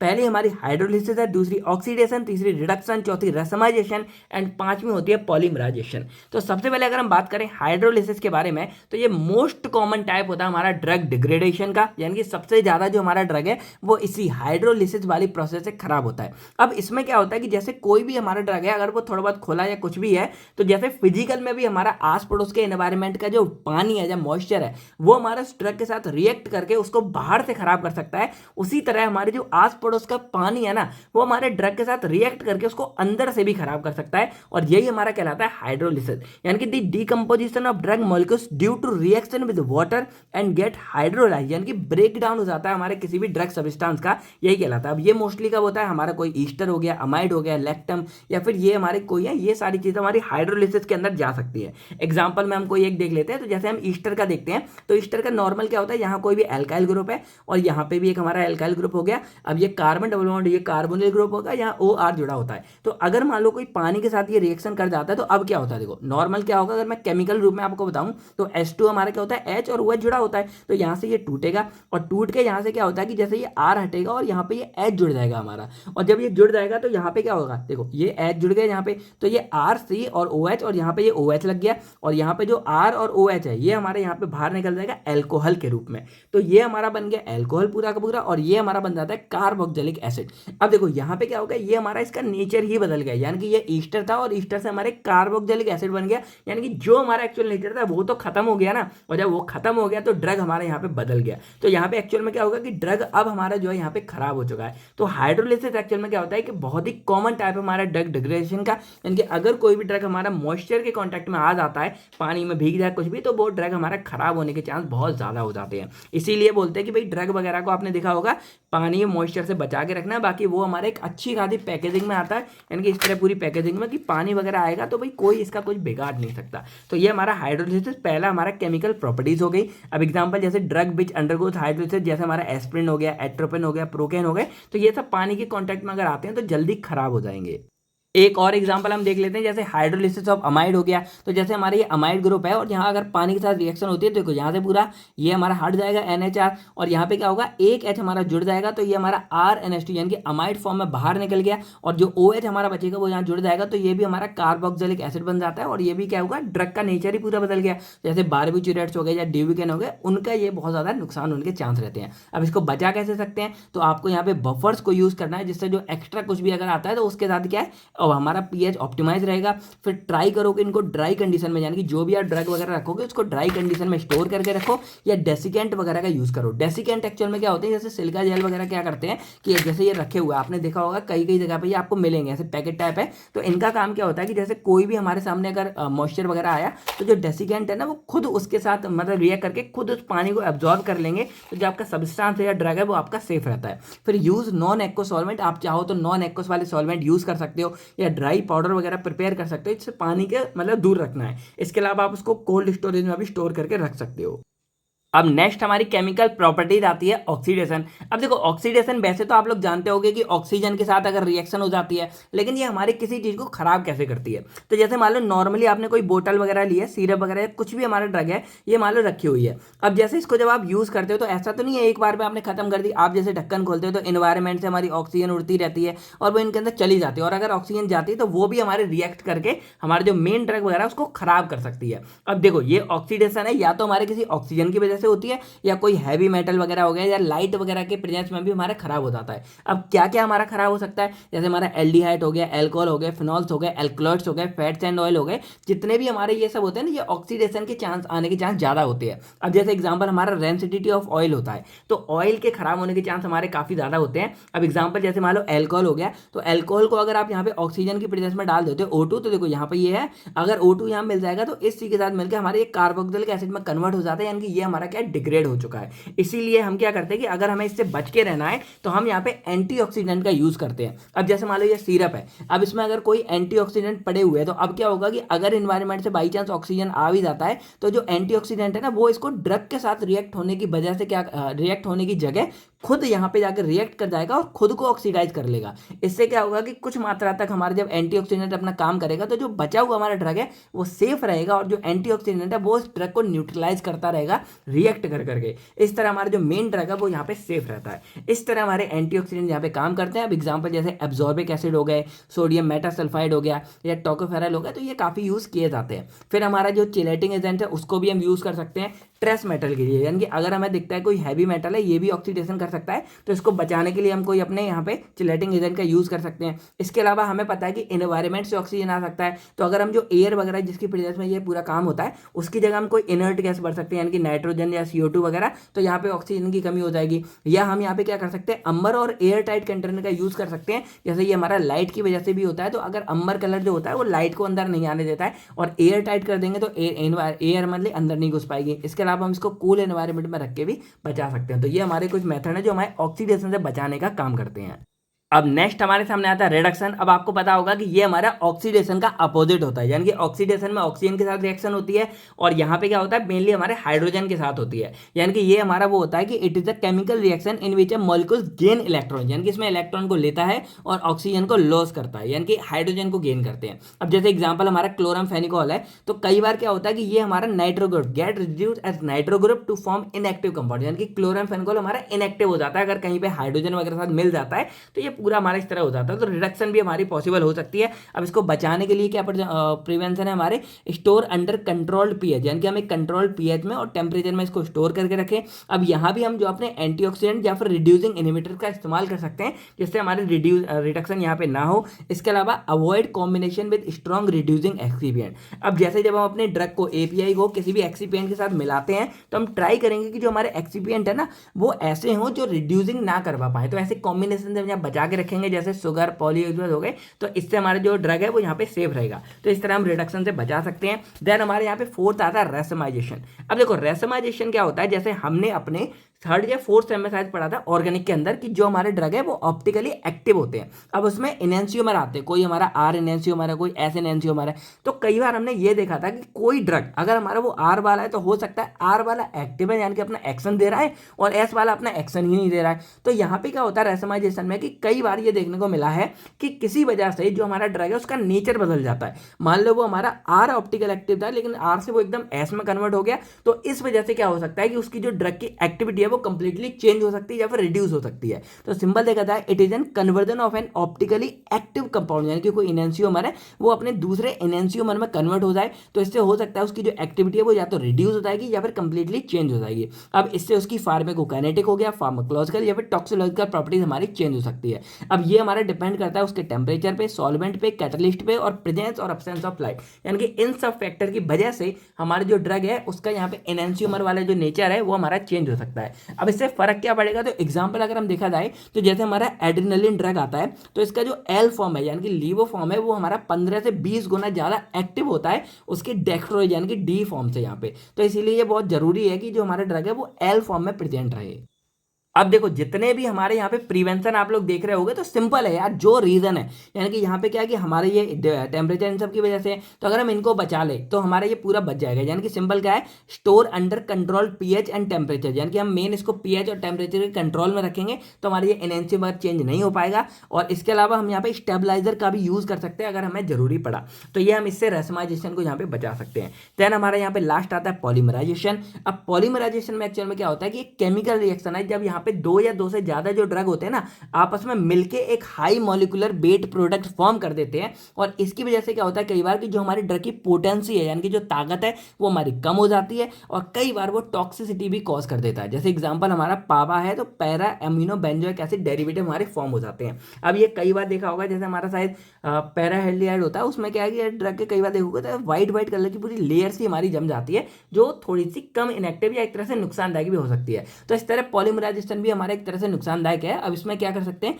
प्रॉपर चॉइस ऑफ सॉल्वेंट या स्टेबलाइजर्स, हम यहाँ भी स्टेबलाइजर्स का यूज कर सकते हैं या प्रॉपर सॉल्वेंट यूज कर सकते हैं। इसके अलावा हम यहाँ पे जो स्टोरेज कंडीशन है वो इसको दे सकते हैं प्रॉपर तरीके से, तो हम इसको बचा सकते हैं। अब जैसे ये अचार में बहुत बार आपने देखा होगा कि अचार वगैरह डालते हो तो पूरी ऊपर ऊपर व्हाइट व्हाइट फंगस बन जाती है और पूरी बनती चली जाती है, तो ऐसे भी हमारे खराब हो जाते हैं। तो बस इनको प्रॉपर स्टोरेज करोगे तो वो हमारा ठीक रहेगा। तो ये थी हमारी एक केमिकल प्रॉपर्टी, यानी कि ये मेन हमारी 5 प्रॉपर्टीज थी, या एक तरह से बोल सकते हैं कि इन 5 तरीकों से कोई भी जो हमारा ड्रग है वो खराब हो सकता है। तो हमें क्या करना है कि इन 5 तरीकों से अपने ड्रग को बचाना है, और उनके लिए जो भी जरूरी यहाँ पे प्रिवेंशन थे वो मैंने आपको यहाँ पे बता दिया। तो आई होप अब आपको जो है केमिकल प्रॉपर्टीज ऑफ यहाँ पे पूरे ड्रग के बारे में पता चल गया होगा। अब अगर देखा जाए तो हमने अपने क्वेश्चन नंबर 1 को कंप्लीट कवर कर लिया, लेकिन वही मैंने बोला कि कनेक्टेड क्वेश्चन आ जाता है कि application of pre formulation consideration. तो हमने जो जो पढ़ा है ना एक तरह से उसी का समरी वर्जन हमको लिखना है। तो अगर कभी आता है शॉर्ट में मैं आपको बता देता हूं, आप थोड़ा और डिटेल वर्जन कर सकते हो। तो यहाँ पे हमारे पास 3 फॉर्म है, सॉलिड, लिक्विड एंड पेरेंटल। तो हम तीनों के लिए थोड़ा थोड़ा देख लेते हैं,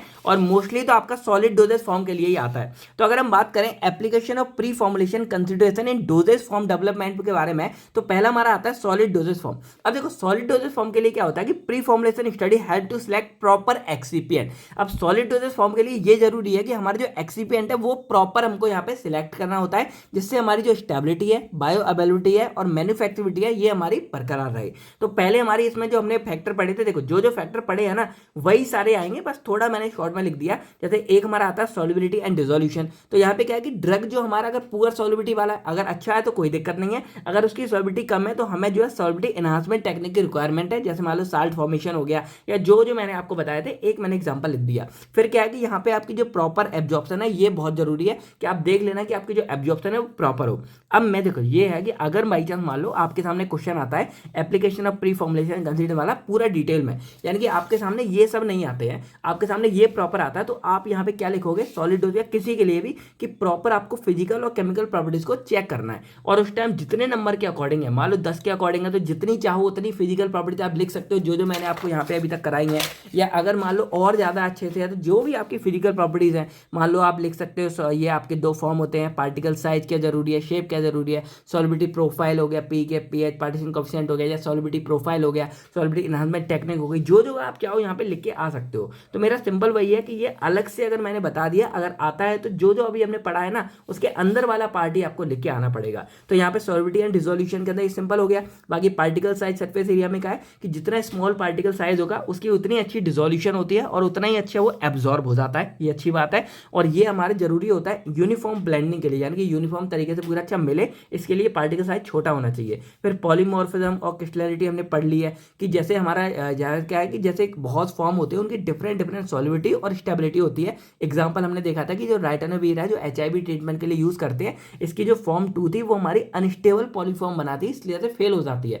सॉल्युबल ज़्यादा थी लेकिन अनस्टेबल थी, इसलिए वो हमारी फेल हो जाती है। फिर फ्लो प्रॉपर्टीज़ के बारे में हमने पढ़ा, एंगल ऑफ रिपोज हो गया, कंप्रेसिबिलिटी हो गया, ये हमारा कार्स इंडेक्स को दिखाता है, ये मैंने आपको बताया था। तो ये हमारी टैबलेट और कैप्सूल की मैन्युफैक्चरिंग में जरूरत पड़ती है, और क्योंकि ये हमारी फ्लो प्रॉपर्टीज़ है तो आगे वेट वेरिएशन, यूनिफॉर्मिटी, इन सब में ये हमारी हेल्प करता है। फिर स्टेबिलिटी स्टडीज़ के बारे में भी हमने बात की कि जैसे हमारे जो केमिकल प्रॉपर्टीज़ है उसमें हाइड्रोलिसिस होगी, ऑक्सीडेशन होगी, लाइट होगी, इन सबसे हमको अपने ड्रग को बचा के रखना है। एग्जाम्पल जैसे एस्पिरिन है, तो उसमें भाई हाइड्रोलिसिस होने के चांस ज़्यादा होते हैं, तो क्योंकि वो हाइग्रोस्कोपिक नेचर का है, पानी को खींचता है, तो उसको हम ड्राई पैकेजिंग देंगे या ड्राई स्टोरेज में रखेंगे। तो आई होप आप लोग यहाँ थोड़ा फीलिंग को समझ पा रहे होंगे कि जो जो अभी हम यहाँ पढ़ के गए हैं उनके अकॉर्डिंग हमें ये बताना है कि आगे जब हम कोई भी डोजेज यानी कि कोई मेडिसिन बनाएंगे एक्चुअल में, तो किन किन बातों का हमको ध्यान देना है। जो जो मैंने अभी आपको बताई वही है, और सभी का मैंने जस्ट एक एग्जाम्पल एक एक देके बता दिया कि सॉलिबिलिटी में हमें ये ध्यान देना है कि उसकी जो डिजोल्यूशन है सॉलिबिलिटी है वो अच्छी हो। अगर उसकी डिजोल्यूशन सॉलिबिलिटी कम अच्छी है तो हम उसमें सॉलिबिलिटी एनहांसमेंट टेक्निक का यूज कर सकते हैं। पार्टिकल साइज हमारा हमेशा छोटा होना चाहिए, जिससे उसका सरफेस एरिया भी बड़ा रहेगा, और डिजोल्यूशन अच्छा होगी तो एब्जॉर्प्शन हमारी अच्छी होगी और यूनिफॉर्म तरीके से वो मिल पाएगा। पॉलीमॉर्फिज्म में हमें वो वाला टाइप उसका उठाना है जो ज़्यादा स्टेबल हो और सॉल्युबल ज़्यादा हो। क्रिस्टलाइनिटी में हम ज़्यादा जानते हैं कि एमोर्फस और क्रिस्टलाइन में हमारा जो ड्रग है वो क्रिस्टलाइन होना चाहिए। फ्लो प्रॉपर्टीज में हम जानते हैं कि एंगल ऑफ रिपोज हमारा अच्छा होना चाहिए, और कार्स इंडेक्स हॉर्सनेस रेशियो के बारे में मैंने आपको बता दिया, तो ये अच्छे होने चाहिए, जिससे हमारी फ्लो प्रॉपर्टीज अच्छी होगी तो ड्रग हमारा अच्छा बनेगा। और स्टेबिलिटी में हमने देख लिया कि हाइड्रोलिसिस, ऑक्सीडेशन, इनसे हमें ड्रग को बचाना है, ये दो हमारे मेन है। बाकी पॉलीमराइजेशन, रेसमाइजेशन और जो रिडक्शन है वो इतना ज़्यादा नहीं होते हैं। इन दोनों से मेनली हमें अपने ड्रग को बचाना होता है। एग्जाम्पल जैसे एस्पिरिन को हम ड्राई पैकेजिंग देंगे। तो आप आई होप ये थोड़ा आप समझ पा रहे होंगे। बाकी नॉर्मल और देखा जाए तो लिक्विड डोजेस फॉर्म के लिए हमारा क्या आता है कि यहाँ पे हमें थोड़ा और ज़्यादा ध्यान देना होता है, क्योंकि लिक्विड फॉर्म में है तो पानी तो यहाँ पे होगा, और जब वाटर है, लिक्विड है, तो हमें स्टेबिलिटी पे भी यहाँ ज़्यादा ध्यान देना पड़ता है। तो अगर सॉलिबिलिटी एंड पीएच के लिए देखा जाए तो हमें यहाँ ये देखना होता है लिक्विड वाले में कि जो हम सॉल्वेंट यूज़ करेंगे उसे हमें अच्छे से चूज़ करना है। जैसे वाटर लेंगे, एल्कोहल लेंगे कि ग्लिसरीन लेंगे, क्योंकि ये लिक्विड डोजेस फॉर्म है तो आपका जो सॉल्वेंट है वो हमेशा लिक्विड रहेगा। फिर पीएच एडजस्टमेंट के लिए आपको बफर को चेक करके रखना है, जिससे बफर डालोगे तो पीएच आपका एडजस्ट रहेगा। फिर पार्टीशन कोएफिशिएंट और व्हीकल सिलेक्शन क्या है, आपको जो मैंने बताया कि एनहांसमेंट के लिए आप को सॉल्वेंट का यूज कर सकते हो। इथेनॉल हो गया, पीजी हो गया, पॉलीइथाइलिन ग्लूकोज हो गया, प्रोपाइलिन ग्लाइकोल हो गया। फिर स्टेबिलिटी अगेंस्ट हाइड्रोलिसिस, ये केमिकल के अंदर जो हमने देखा था कि हाइड्रोलिसिस और ऑक्सीडेशन से खराब हो सकता है, तो हमें देखना है कि हम यहाँ पे एंटीऑक्सीडेंट का यूज कर सकते हैं, लाइट सेंसिटिव का यूज कर सकते हैं, और वाटर से दूर रख सकते हैं। फिर विस्कोसिटी भी हम यहाँ मैनेज करेंगे, क्योंकि ये लिक्विड वाला है थोड़ा, उसके लिए तो हम यहाँ पे विस्कोसिटी एजेंट वगैरह का यूज कर सकते हैं। फिर प्रिजर्वेशन के लिए, यानी कि आपको पता है कि ये लिक्विड वाला है तो इसमें माइक्रोबियल कॉन्टामिनेशन के चांस भी बहुत ज़्यादा रहते हैं, तो हम यहाँ पे कुछ एंटी माइक्रोबियल एजेंट जैसे पैराबिन्स वगैरह हो गया, बेंजोइड्स हो गए, इनका इस्तेमाल भी कर सकते हैं। वही अगर बात करें हम पेरेंटल डोजेस फॉर्म के बारे में, तो इसमें जैसे इंजेक्शन आते हैं, आईवी इंजेक्शन वगैरह आते हैं, इन्फ्यूजन वगैरह, तो ये थोड़ा क्रिटिकल हो जाता है, क्योंकि ये डायरेक्टली हम अपने बॉडी में इंजेक्ट करते हैं यानी कि नसों में, तो हमें इसके लिए हाईएस्ट प्योरिटी की रिक्वायरमेंट होती है। स्टेरिलिटी हमको देखनी है और स्टेबिलिटी भी देखनी है, यानी कि प्योर होना चाहिए, कोई माइक्रोब वगैरह यहाँ पे प्रेजेंट ना हो। अब इसके लिए सॉलिबिलिटी एंड आइसोटोनिसिटी हम देखेंगे। जैसे हमने आइसोटोनिक वाला कितनी बार पढ़ा है कि जो कोई भी हमारा ड्रग बने वो आइसोटोनिक होना चाहिए हमारे ब्लड के साथ, यानी कि 0.9% वेट बाई वॉल्यूम के NaCl के बराबर होना चाहिए, ठीक है, तब वो आइसोटोनिक होगा, तब हम इसका यूज कर सकते हैं। अब इसको नहीं हो तो हम यहाँ पे सोडियम क्लोराइड या डेक्सट्रोज के साथ भी उसको मेंटेन कर सकते हैं। इसके अलावा उसकी जो पीएच है वो हमारी ऑप्टिमम होनी चाहिए। बफर वगैरह का भी यूज करना है, जैसे हमारी यूजुअली 3 से 9 के बीच जो पीएच है वो हमारी एक्सेप्टेबल होती है। फिर यहाँ पे क्या है कि जो कोई भी हमारा सॉल्यूशन है वो स्टेबल होना चाहिए, यानी कि जब स्टोरेज कंडीशन में रखे तब भी, और स्टेरिलाइजेशन बहुत जरूरी है, क्योंकि ये डायरेक्टली नसों में जाएगा, हमारे ब्लड में जाएगा, तो भाई कोई भी किसी तरह का माइक्रोब यहाँ प्रेजेंट नहीं होना चाहिए। हम इसके लिए लायोफिलाइजेशन, फ्रीज ड्राइंग, इन सब प्रोसेस का भी यूज कर सकते हैं। फिर स्टेरिलिटी और पायरोजन टेस्ट हो गए, यानी कि जो मैंने आपको बोला कि हम यहाँ चेक करते हैं, स्टरलाइज करके ऑटोक्लेव कर सकते हैं, फिल्ट्रेशन वगैरह कर सकते हैं, और लास्ट में कंटेनर कंपेटिबिलिटी भी देखना पड़ता है। आपने देखा होगा मोस्टली ये सब हमारे कांच के उसमें जाते हैं, क्योंकि प्लास्टिक व्हील्स वगैरह, प्लास्टिक जो वायल्स वगैरह होते हैं उनमें ज़्यादा हम इसको स्टोर नहीं करते हैं, क्योंकि लीचिंग और इंट्रैक्शन वगैरह हो सकती है, इसीलिए हमें मोस्टली जो है ग्लास वगैरह कंटेनर का ही हम इसमें इस्तेमाल करते हैं। तो ये थी हमारी कुछ बातें, यानी कि इन बातों का हमको ध्यान देना है जब हम कोई भी डोजेस फॉर्म बनाएंगे, तो ये प्री फॉर्मुलेशन कंसिडरेशन का हम यूज करके अपनी डोजेस फॉर्म आगे बना सकते हैं। तो आई होप अब आपको जो है पूरा का पूरा क्वेश्चन नंबर 1 समझ आ गया होगा, और देखा जाए मैक्सिमम आपको प्री फॉर्मुलेशन के बारे में पता चल गया। अब एक छोटा सा टॉपिक हमारा और आता है, उसका नाम है BCS, यानी कि इसको हम सिंपल क्या बोल सकते हैं, बायो फार्मास्यूटिकल क्लासिफिकेशन सिस्टम। अब देखो इसके नाम से समझ आ रहा है कि ये किसी तरह का हमारे क्लासिफिकेशन वाला सिस्टम होता है। अब ये होता किस बेस पे है, तो देखो हम यहाँ पे सिंपल क्या देखते हैं कि जैसे जो कोई भी हमारा ड्रग पार्टिकल होता है, ये ड्रग वगैरह है, कोई भी हमारा ड्रग पाउडर वगैरह है, इनको हम सिंपली 4 कैटेगरी में डिवाइड कर सकते हैं। अब देखो 4 कैटेगरी में हम डिवाइड कर सकते हैं 2 फैक्टर के बेस पे। पहला हमारा होता है सॉल्युबिलिटी और दूसरा हमारा होता है परमिएबिलिटी। अब अगर मैं इन दोनों के बारे में बताऊं तो ये हमारे सबसे इंपॉर्टेंट थे।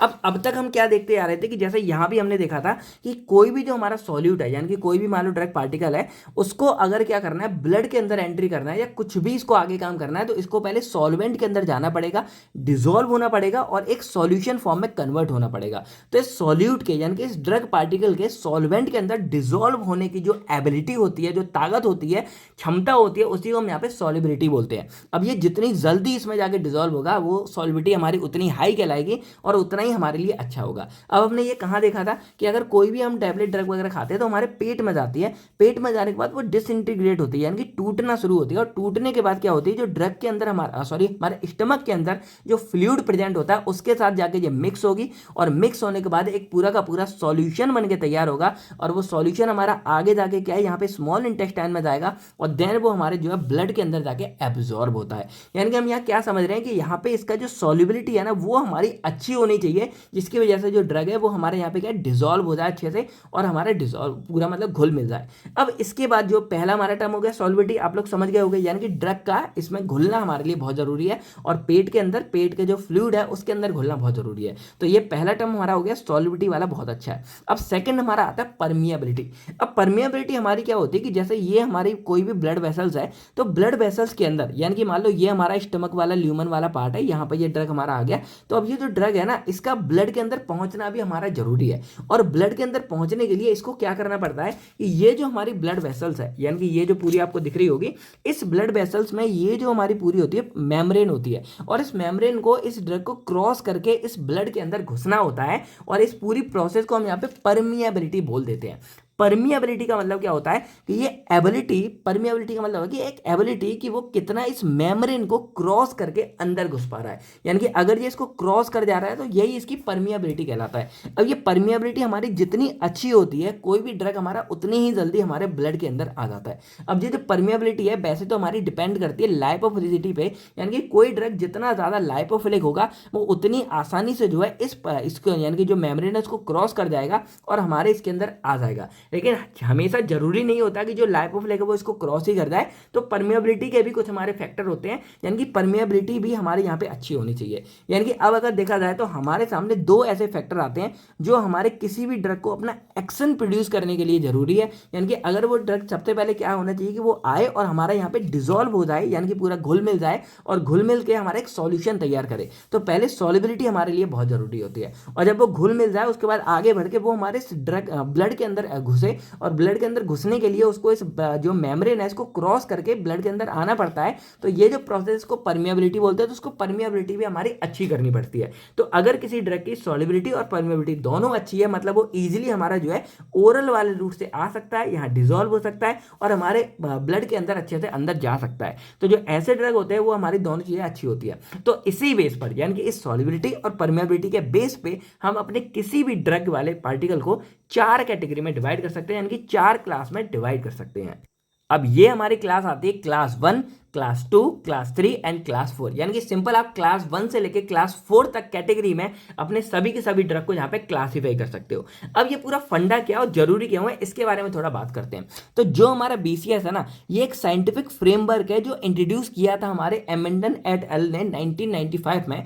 अब इन्होंने क्या किया कि जैसे जो कोई भी हमारे ड्रग है, उन ड्रग के लिए 2 फैक्टर बहुत इंपॉर्टेंट है, सॉल्युबिलिटी और परमिएबिलिटी। तो उन्होंने सोचा कि क्यों ना हम इन 2 फैक्टर के बेस पे अपने ड्रग को क्लासीफाई कर देते हैं, जिससे आगे जब हम अपने किसी भी ड्रग का डोजेस फॉर्म बनाएंगे, मेडिसिन बनाएंगे, तो हमें हर बार रिसर्च करने की जरूरत नहीं है। हम सिंपल देखेंगे कि वो कौन सी क्लास में बिलोंग करता है और उसी के अकॉर्डिंग हम उसको फॉर्मुलेट कर सकते हैं। तो एक बहुत ही आसान तरीका था, जिसकी वजह से इन्होंने क्या किया, सॉल्युबिलिटी और परमिएबिलिटी के बेस पर अपने किसी भी ड्रग सब्सटेंस को यहाँ पे क्या है क्लासीफाई करना शुरू कर दिया। अब ये हमारे क्या करता है, किसी भी ड्रग के डिसोल्यूशन को, उसकी एब्जॉर्प्शन को, उसकी बायोएबिलिटी को समझने में हमारी हेल्प कर रहा है। अब कैसे करता है, तो अगर किसी की सॉल्युबिलिटी अच्छी है मतलब उसका डिसोल्यूशन अच्छा होगा, और सॉल्युबिलिटी अच्छी है तो आगे जाके जाके उसकी एब्जॉर्प्शन। अब देखो अगर किसी की परमिएबिलिटी अच्छी है, यानी कि वो अगर यहाँ पे अंदर घुस पा रहा है, तो अंदर घुस पा रहा है मतलब उसकी एब्जॉर्प्शन अच्छी होगी, और एब्जॉर्प्शन अच्छी है मतलब उसकी बायो अवेलेबिलिटी भी अच्छी है, यानी कि ड्रग मैक्सिमम अमाउंट में हमारे ब्लड के अंदर आ पा रहा है। तो यहाँ पे क्या है कि इन दोनों की मदद से हम यहाँ पे ये पूरा का पूरा समझ पा रहे हैं। और एक और बात कि जो ये पूरा का पूरा BCS वाला सिस्टम है, ये पूरा का पूरा हमारा मेनली जो है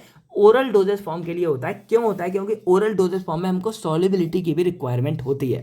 देखो में से क्या है हमारा, अगर जो IV रूट वगैरह उसमें तो हम डायरेक्टली ब्लड के अंदर ही इंजेक्शन लगा देते हैं, तो ना आपको परमिएबिलिटी की जरूरत पड़ी ना आपको सॉल्युबिलिटी की जरूरत पड़ी, डायरेक्टली जो ड्रग है उसको ब्लड के अंदर छोड़ दिया। लेकिन यहाँ पे क्या है कि आपको सॉल्युबिलिटी और परमिएबिलिटी दोनों की रिक्वायरमेंट होती है, इसलिए जो ये BCS वाला सिस्टम है ये मेनली हमारा उन ड्रग के लिए इस्तेमाल करते हैं जो ओरल रूट से हमको देने होते हैं, यानी कि जो हम डायरेक्टली मतलब खाएंगे, एडमिनिस्ट्रेट करेंगे, हमारे पेट में जाएगा, तो यहाँ पे उसको पहले सॉल्युबिलिटी भी दिखानी पड़ेगी और आगे जाके उसको परमिएबिलिटी भी दिखानी पड़ेगी। इसीलिए ये मेनली हमारा ओरल वाले डोजेस फॉर्म के लिए काफी इंपॉर्टेंट है। अब इसका मेन पर्पस तो ये था कि जो हमारी ओरल एब्जॉर्प्शन है उसको तैयार करने में ये हमारी थोड़ी सी हेल्प कर देगा। ठीक है, अब आगे मैं आपको यहाँ पे पहले समझाता हूँ। पहले हम समझते हैं कि ये जो पूरा का पूरा सिस्टम है ना, ये हमारा एक्चुअल में क्या है। अब देखो इसके लिए एग्जांपल मैं सेम लूंगा जो मैंने आपको पहले वीडियो में बताया था, वही मैं आपको बताऊंगा। कि मान लो मेरे यहाँ पे दो दोस्त हैं, एक मेरा है सिजान और एक मेरा दोस्त है प्रदीप। ठीक है, अब यहाँ पे बस आपको शॉर्ट फॉर्म याद रखनी है। तो सिजान वर्ड के लिए आप यहाँ पे S याद रख लो और प्रदीप वर्ड के लिए आप यहाँ पे P याद रख लो। ठीक है, अब आपको क्या करना है, ये सिंपल ऐसे लाइन बना देनी है और यहाँ पे ये ऊपर। अब आप एग्जाम में ये नाम लिख के मत आना, सिर्फ यहाँ पे S फॉर सॉल्युबिलिटी और P फॉर मतलब परमिएबिलिटी। मैं खुद यहाँ कंफ्यूज हो रहा हूँ, P फॉर परमिएबिलिटी, आप इस तरह ये लिख के आ जाना। अब आपको क्या करना है, यहाँ पे आपकी क्लास आ जाती है, तो क्लास बस आपको 4 लिख लेनी है। तो यहाँ पे क्लास 1, यहाँ क्लास 2, यहाँ क्लास 3 और यहाँ क्लास 4, इस तरह आप लिख के आ जाओगे और यहाँ पे इस तरह आप डिवाइड कर लोगे। ठीक है, अब यहाँ पे ये मानो कि जो हमारा प्रदीप दोस्त है वो थोड़ा सा कहीं बिजी है, और बिजी है तो भाई अपने अलग काम में लगा हुआ है। अब सिजान यहाँ पे क्या करता है कि उसको कुछ चाहिए प्रदीप से, तो वो यहाँ बार बार बोल रहा है हेलो हेलो, बार बार उसको सुना रहा है हेलो हेलो, ऐसे सुना रहा है। तो यहाँ पे प्रदीप सिजान क्या कर रहा है, प्रदीप से एक ही बात बोला है हेलो हेलो। तो आप इसको ऐसे लिख सकते हो कि हेलो, और यहाँ पे आप लिख सकते हो हेलो।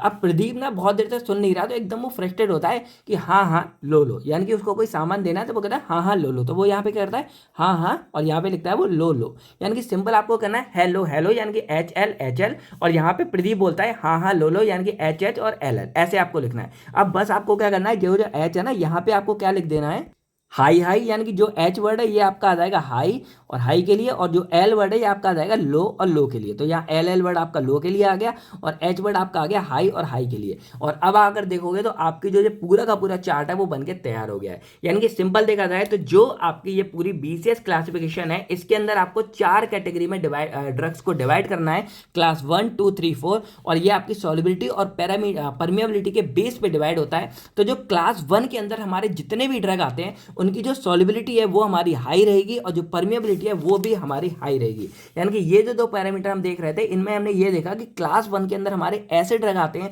जिनकी सॉल्युबिलिटी और परमिएबिलिटी दोनों हमारी हाई रहती है। अब क्लास 2 के अंदर हमारे ऐसे ड्रग आते हैं जिनकी सॉल्युबिलिटी तो हमारी कम रहेगी लेकिन जो परमिएबिलिटी है वो हमारी हाई रहती है। क्लास 3 के अंदर हमारे ऐसे ड्रग आते हैं जिनकी सॉल्युबिलिटी हमारी हाई रहती है लेकिन जो परमिएबिलिटी है वो हमारी लो रहती है। और क्लास 4 के अंदर हमारे ऐसे ड्रग आते हैं जिनकी सॉल्युबिलिटी और परमिएबिलिटी दोनों हमारी लो होती है। बाकी ये आप चाहो तो ये तरीका आप यूज कर सकते हो। बाकी सिंपल देखो क्या करना है, क्लास 1 हाई हाई, क्लास 4 लो लो, बस हाई हाई लो लो हो गया।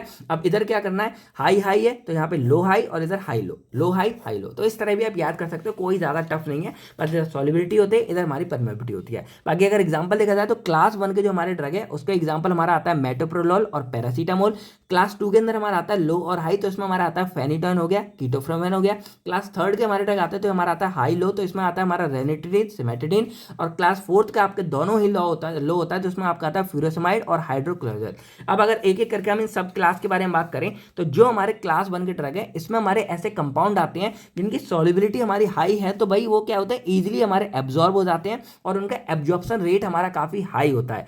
क्यों होता है, क्योंकि उनकी जो सॉल्युबिलिटी और परमिएबिलिटी वो हमारी दोनों हाई होती है, यानी कि पैरासीटामोल मेटोप्रोलोल। अब देखो सिंपल सा फंडा है कि अगर कोई ऐसा ड्रग है मान लो जिसकी भाई सॉल्युबिलिटी भी अच्छी है, यानी कि वो यहाँ डिजॉल्व होकर अच्छे से सॉल्युबल भी हो रहा है और उसकी परमिएबिलिटी भी अच्छी है, तो उसको आप ओरल रूट से दे सकते हो और उसमें आपको कोई भी फेरबदल करने की जरूरत ही नहीं है, क्योंकि वो ऐसा ड्रग है जिसकी दोनों चीजें हमारी अच्छी हैं, तो भाई वो इजीली आप लोग यहाँ पे प्रेस्क्राइब कर सकते हो। अब क्लास सेकंड हमारी यहाँ पे आती है, ये ऐसे कंपाउंड है जिसमें क्या है कि सॉलिबिलिटी हमारी कम होती है लेकिन परमिएबिलिटी हमारी बढ़िया होती है, यानी कि अगर वो यहाँ पे हमारी बॉडी में आ जाएंगे तो उनको सॉल्युबल होने में टाइम लगेगा, लेकिन अगर एक बार वो हमारे यहाँ पे डिजोल्व हो जाते हैं ना तो भाई इजीली हमारे ब्लड के अंदर परमिएबल हो जाएंगे, यानी कि ब्लड के अंदर पहुंच जाएंगे। तो अगर हम क्या करें, अब देखो यहाँ पे फायदा क्या होगा इस पूरे सिस्टम का कि हमको पता चल गया कि ये हमारा जो है क्लास 2 का ड्रग है और क्लास 2 का हमको पता है कि इनकी सॉल्युबिलिटी हमारी कम है लेकिन परमिएबिलिटी अच्छी है। तो अगर मैं क्या करूँ कि इस ड्रग के लिए अलग से थोड़ा सॉल्युबिलिटी एनहांसमेंट टेक्निक जो हमने अभी पढ़ी थी उनका अगर मैं यूज करता हूं तो मैं इसकी सॉल्युबिलिटी को बढ़ा सकता हूं। तो बस मुझे यहाँ क्या समझ आ रहा है कि अगर कोई मेरा क्लास 2 का ड्रग है तो मैं ट्राई करूंगा कि यहाँ पे मैं इसकी सॉल्युबिलिटी एनहांसमेंट टेक्निक यूज करके इसकी सॉल्युबिलिटी को बढ़ा सकूं, जिससे क्या होगा कि अगर सॉल्युबिलिटी बढ़ जाएगी तो इसकी परमिएबिलिटी तो हमारी ऑलरेडी अच्छी है, तो ये भी मेरे क्लास 1 वाले ड्रग जैसे काम करना शुरू कर देंगे। तो ये मेरा इनका फायदा होता है कि मुझे अलग से रिसर्च वगैरह नहीं करनी पड़ी, मैंने जस्ट क्लासिफिकेशन देखी, ऑलरेडी सब बनाया था, बस मैंने क्या किया कि इस क्लास 2 वाले ड्रग में थोड़ी सी सॉल्युबिलिटी एनहांसमेंट टेक्निक डाली और मेरा काम पूरा हो गया। तो these compound have good absorption अच्छी होती है बट डिसोल्यूशन हमारा स्लो होता है क्योंकि इनमें सॉल्युबिलिटी हमारी कम होती है। एग्जांपल जैसे फेनिटोन हो गया या कीटोकोनाजोल हो गया। अब थर्ड क्लास हमारी आती है जिसमें सॉल्युबिलिटी तो हमारी अच्छी होती है लेकिन एब्जॉर्प्शन हमारी कम होती है क्योंकि इनकी परमिएबिलिटी हमारी कम होती है। अब एग्जांपल जैसे सिमेटिडिन हो गया, एटिनोलोल हो गया या रेनिटिडिन हो गया, अब इनकी सॉल्युबिलिटी हमारी काफी अच्छी है लेकिन परमिएबिलिटी हमारी अच्छी कम है। अब इनका क्या फायदा है, अब देखो सॉल्युबिलिटी अच्छी है तो मुझे पता है कि अगर कोई ड्रग मेरा क्लास 3 में बिलोंग करता है तो मुझे सॉल्युबिलिटी को लेकर टेंशन नहीं लेनी है, कोई बात नहीं भाई यहाँ पे सिंपल जाने दो। अब मुझे क्या करना पड़ेगा कि जब ये आगे जाएंगे तो मैं ट्राई कर सकता हूं कि इन ड्रग के साथ कुछ परमिएबिलिटी एनहांसर का यूज करूं जिससे जो ड्रग मेरे हैं वो इजीली यहाँ पे एनहांस यानी कि परमिएबिलिटी को क्रॉस कर पाए। तो इसीलिए आपने देखा होगा कि कोई ड्रग कॉम्बिनेशन में या कुछ ड्रग पूरा तैयार किया जाता है तो उसमें कुछ एक्सीपिएंट वगैरह भी यूज किया जाता है, तो सब कुछ तैयार करके दिया जाता है। तो यहाँ पे मैं कुछ ऐसे ड्रग भी यूज कर सकता हूँ जो परमिएबिलिटी एनहांसर में तो उनमें ये क्लास 3 वाले यूज करेंगे। बाकी जब क्लास 4 वाले आते हैं जिनमें दोनों ही चीज हमारी लो होती है तो इनकी एब्जॉर्प्शन भी कम होती है, सॉल्युबिलिटी भी कम होती है, तो इनकी बायोअवेलेबिलिटी भी हमारी पुअर होती है। इसीलिए इन ड्रग को थोड़ा कम इस्तेमाल किया जाएगा या इनको कुछ इस तरह तैयार किया जाएगा कि इनमें हम सॉल्युबिलिटी एनहांसमेंट और परमिएबिलिटी एनहांसर दोनों का इस्तेमाल करेंगे। तो आप समझ रहे होंगे कि हम इन क्लास की मदद से उनकी प्रॉब्लम जो उनको समझ के हम उनके सॉल्यूशन को प्रोवाइड करते हैं। अब क्लास 4 के एग्जांपल हमारा आता है फ्यूरोसमाइड हो गया या हाइड्रोक्लोरोथियाजिड हो गया। तो आई होप अब आपको जो है बीसीएस क्लासिफिकेशन समझ आ रहा होगा और इसका मेन मोटिव क्या है ये भी आपको समझ आ रहा होगा और इन मोटिव में जो कमी है उसकी मदद से हम इसको ठीक कैसे करेंगे ये भी आपको समझ आ रहा होगा। तो ये था हमारा पूरा बीसीएस क्लासिफिकेशन के बारे में। अब देखो यहाँ पे हमने ये तो लिख दिया कि सॉल्युबिलिटी परमिएबिलिटी, अब किस बेस पर हम ये बता पा रहे हैं कि जो कोई भी ड्रग है उसकी यहाँ पे भाई हाई सॉल्युबिलिटी है या लो सॉल्युबिलिटी है या हाई परमिएबिलिटी है या लो परमिएबिलिटी, किस बेस पे बता पा रहे हैं। तो देखो सॉल्युबिलिटी को हम एक क्राइटेरिया हमने ये दिया है कि अगर कोई भी ड्रग हमारा 250 ml पानी या उससे इक्वल पानी या उससे कम पानी में अगर अच्छे से डिजोल्व हो पा रहा है और पीएच रेंज लगभग रहेगी 1.2 से 7.5 के बीच में, तो जो हमारा उसमें अगर वो अच्छे से डिजोल्व हो रहा है तो वो हमारा सॉल्युबल है। और अगर आप ध्यान दोगे तो देखो जब आप कोई भी टैबलेट वगैरह खाते हो लगभग आप 1 गिलास पानी से खाते हो और 1 गिलास या आधा गिलास पानी, और आपके पेट के अंदर भी लगभग अप्रॉक्स आपका इतना फ्लूइड रहता है। तो ऑन एन एवरेज देखा जाए तो आपके स्टमक के अंदर जो फ्लूइड होगा अप्रॉक्स आपका 200-250 ml के करीब हो जाता है, और उसमें अगर आपका ड्रग अच्छे से डिजोल्व हो पा रहा है मतलब इतना या इससे कम में भी डिजोल्व हो पा रहा है तो आपकी सॉल्युबिलिटी अच्छी है। और उसी के क्राइटेरिया के बेस पे देखा कि अगर कोई ड्रग हमारा इतने पानी में अच्छे से डिजोल्व हो पा रहा है मतलब उसकी सॉल्युबिलिटी अच्छी है, और अगर वो इससे कम में अच्छे से डिजोल्व नहीं हो पा रहा है मतलब उसकी सॉल्युबिलिटी अच्छी नहीं है। तो इस तरह हमने क्राइटेरिया निकाला अपने बीसीएस क्लासिफिकेशन के लिए, और अगर उसकी इस कैटेगरी में वो ड्रग नहीं पहुंच पा रहा है, उसकी सॉल्युबिलिटी कम है, तो हम उसमें जो है सॉल्युबिलिटी एनहांसमेंट टेक्निक का इस्तेमाल करते हैं। तो आई होप अब आपको समझ पा रहा होगा कि हमने इसको सॉल्युबिलिटी को हाई और लो किस बेस पे बोला है। अगर वो भाई 250 ml पानी में भी अच्छे से डिजोल्व नहीं हो पा रहा है तो हम इसको लो बोलेंगे, और अगर इसमें डिजोल्व हो रहा है इससे कम में भी डिजोल्व हो रहा है तो हम उसको हाई सॉल्युबिलिटी बोल देते हैं। इस तरह हमने सॉल्युबिलिटी को निकाला।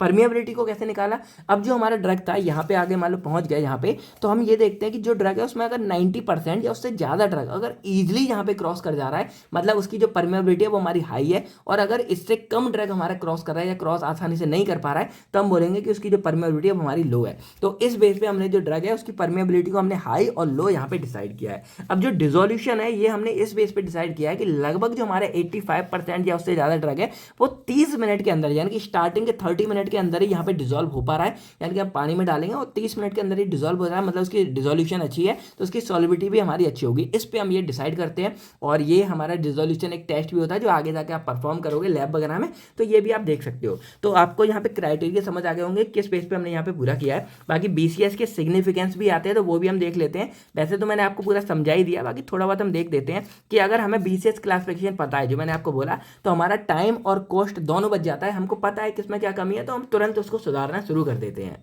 इसके अलावा जो कोई भी हमारा ड्रग रहेगा उसमें कंसिस्टेंट ड्रग रिलीज होता रहेगा और बॉडी में एब्जॉर्प्शन अच्छी चलेगी, फॉर्मुलेशन अप्रोच में हेल्प मिलेगी। इसके अलावा जो फूड का इफेक्ट हमारा क्या रहेगा, बायोटिक को क्या इफेक्ट करेगा, वो सारी बातें हो जाएंगी और हमारी क्वालिटी कंट्रोल एक तरह से अच्छे से डेवलप हो जाएगी। और इसके अलावा हम IVIC टेस्ट में भी मतलब स्टडी कर सकते हैं। अब ये क्या होता है, in vitro and in vivo correlation होता है। अब यहाँ पे क्या होता है कि जैसे मान लो हम सॉलिबिलिटी को चेक करना है तो हम किसी के पेट में ड्रग को डाल के तो चेक नहीं कर रहे हैं, हमने जो ये पूरा डिसोल्यूशन वगैरह टेस्ट करते हैं, हमारा अपैरेटस वगैरह आता है, तो हम यहाँ पे क्या कर रहे हैं कि बॉडी के आउटसाइड, यानी कि इन विट्रो होता है बॉडी के आउटसाइड, हम सॉलिबिलिटी वगैरह को पूरा चेक कर लेते हैं।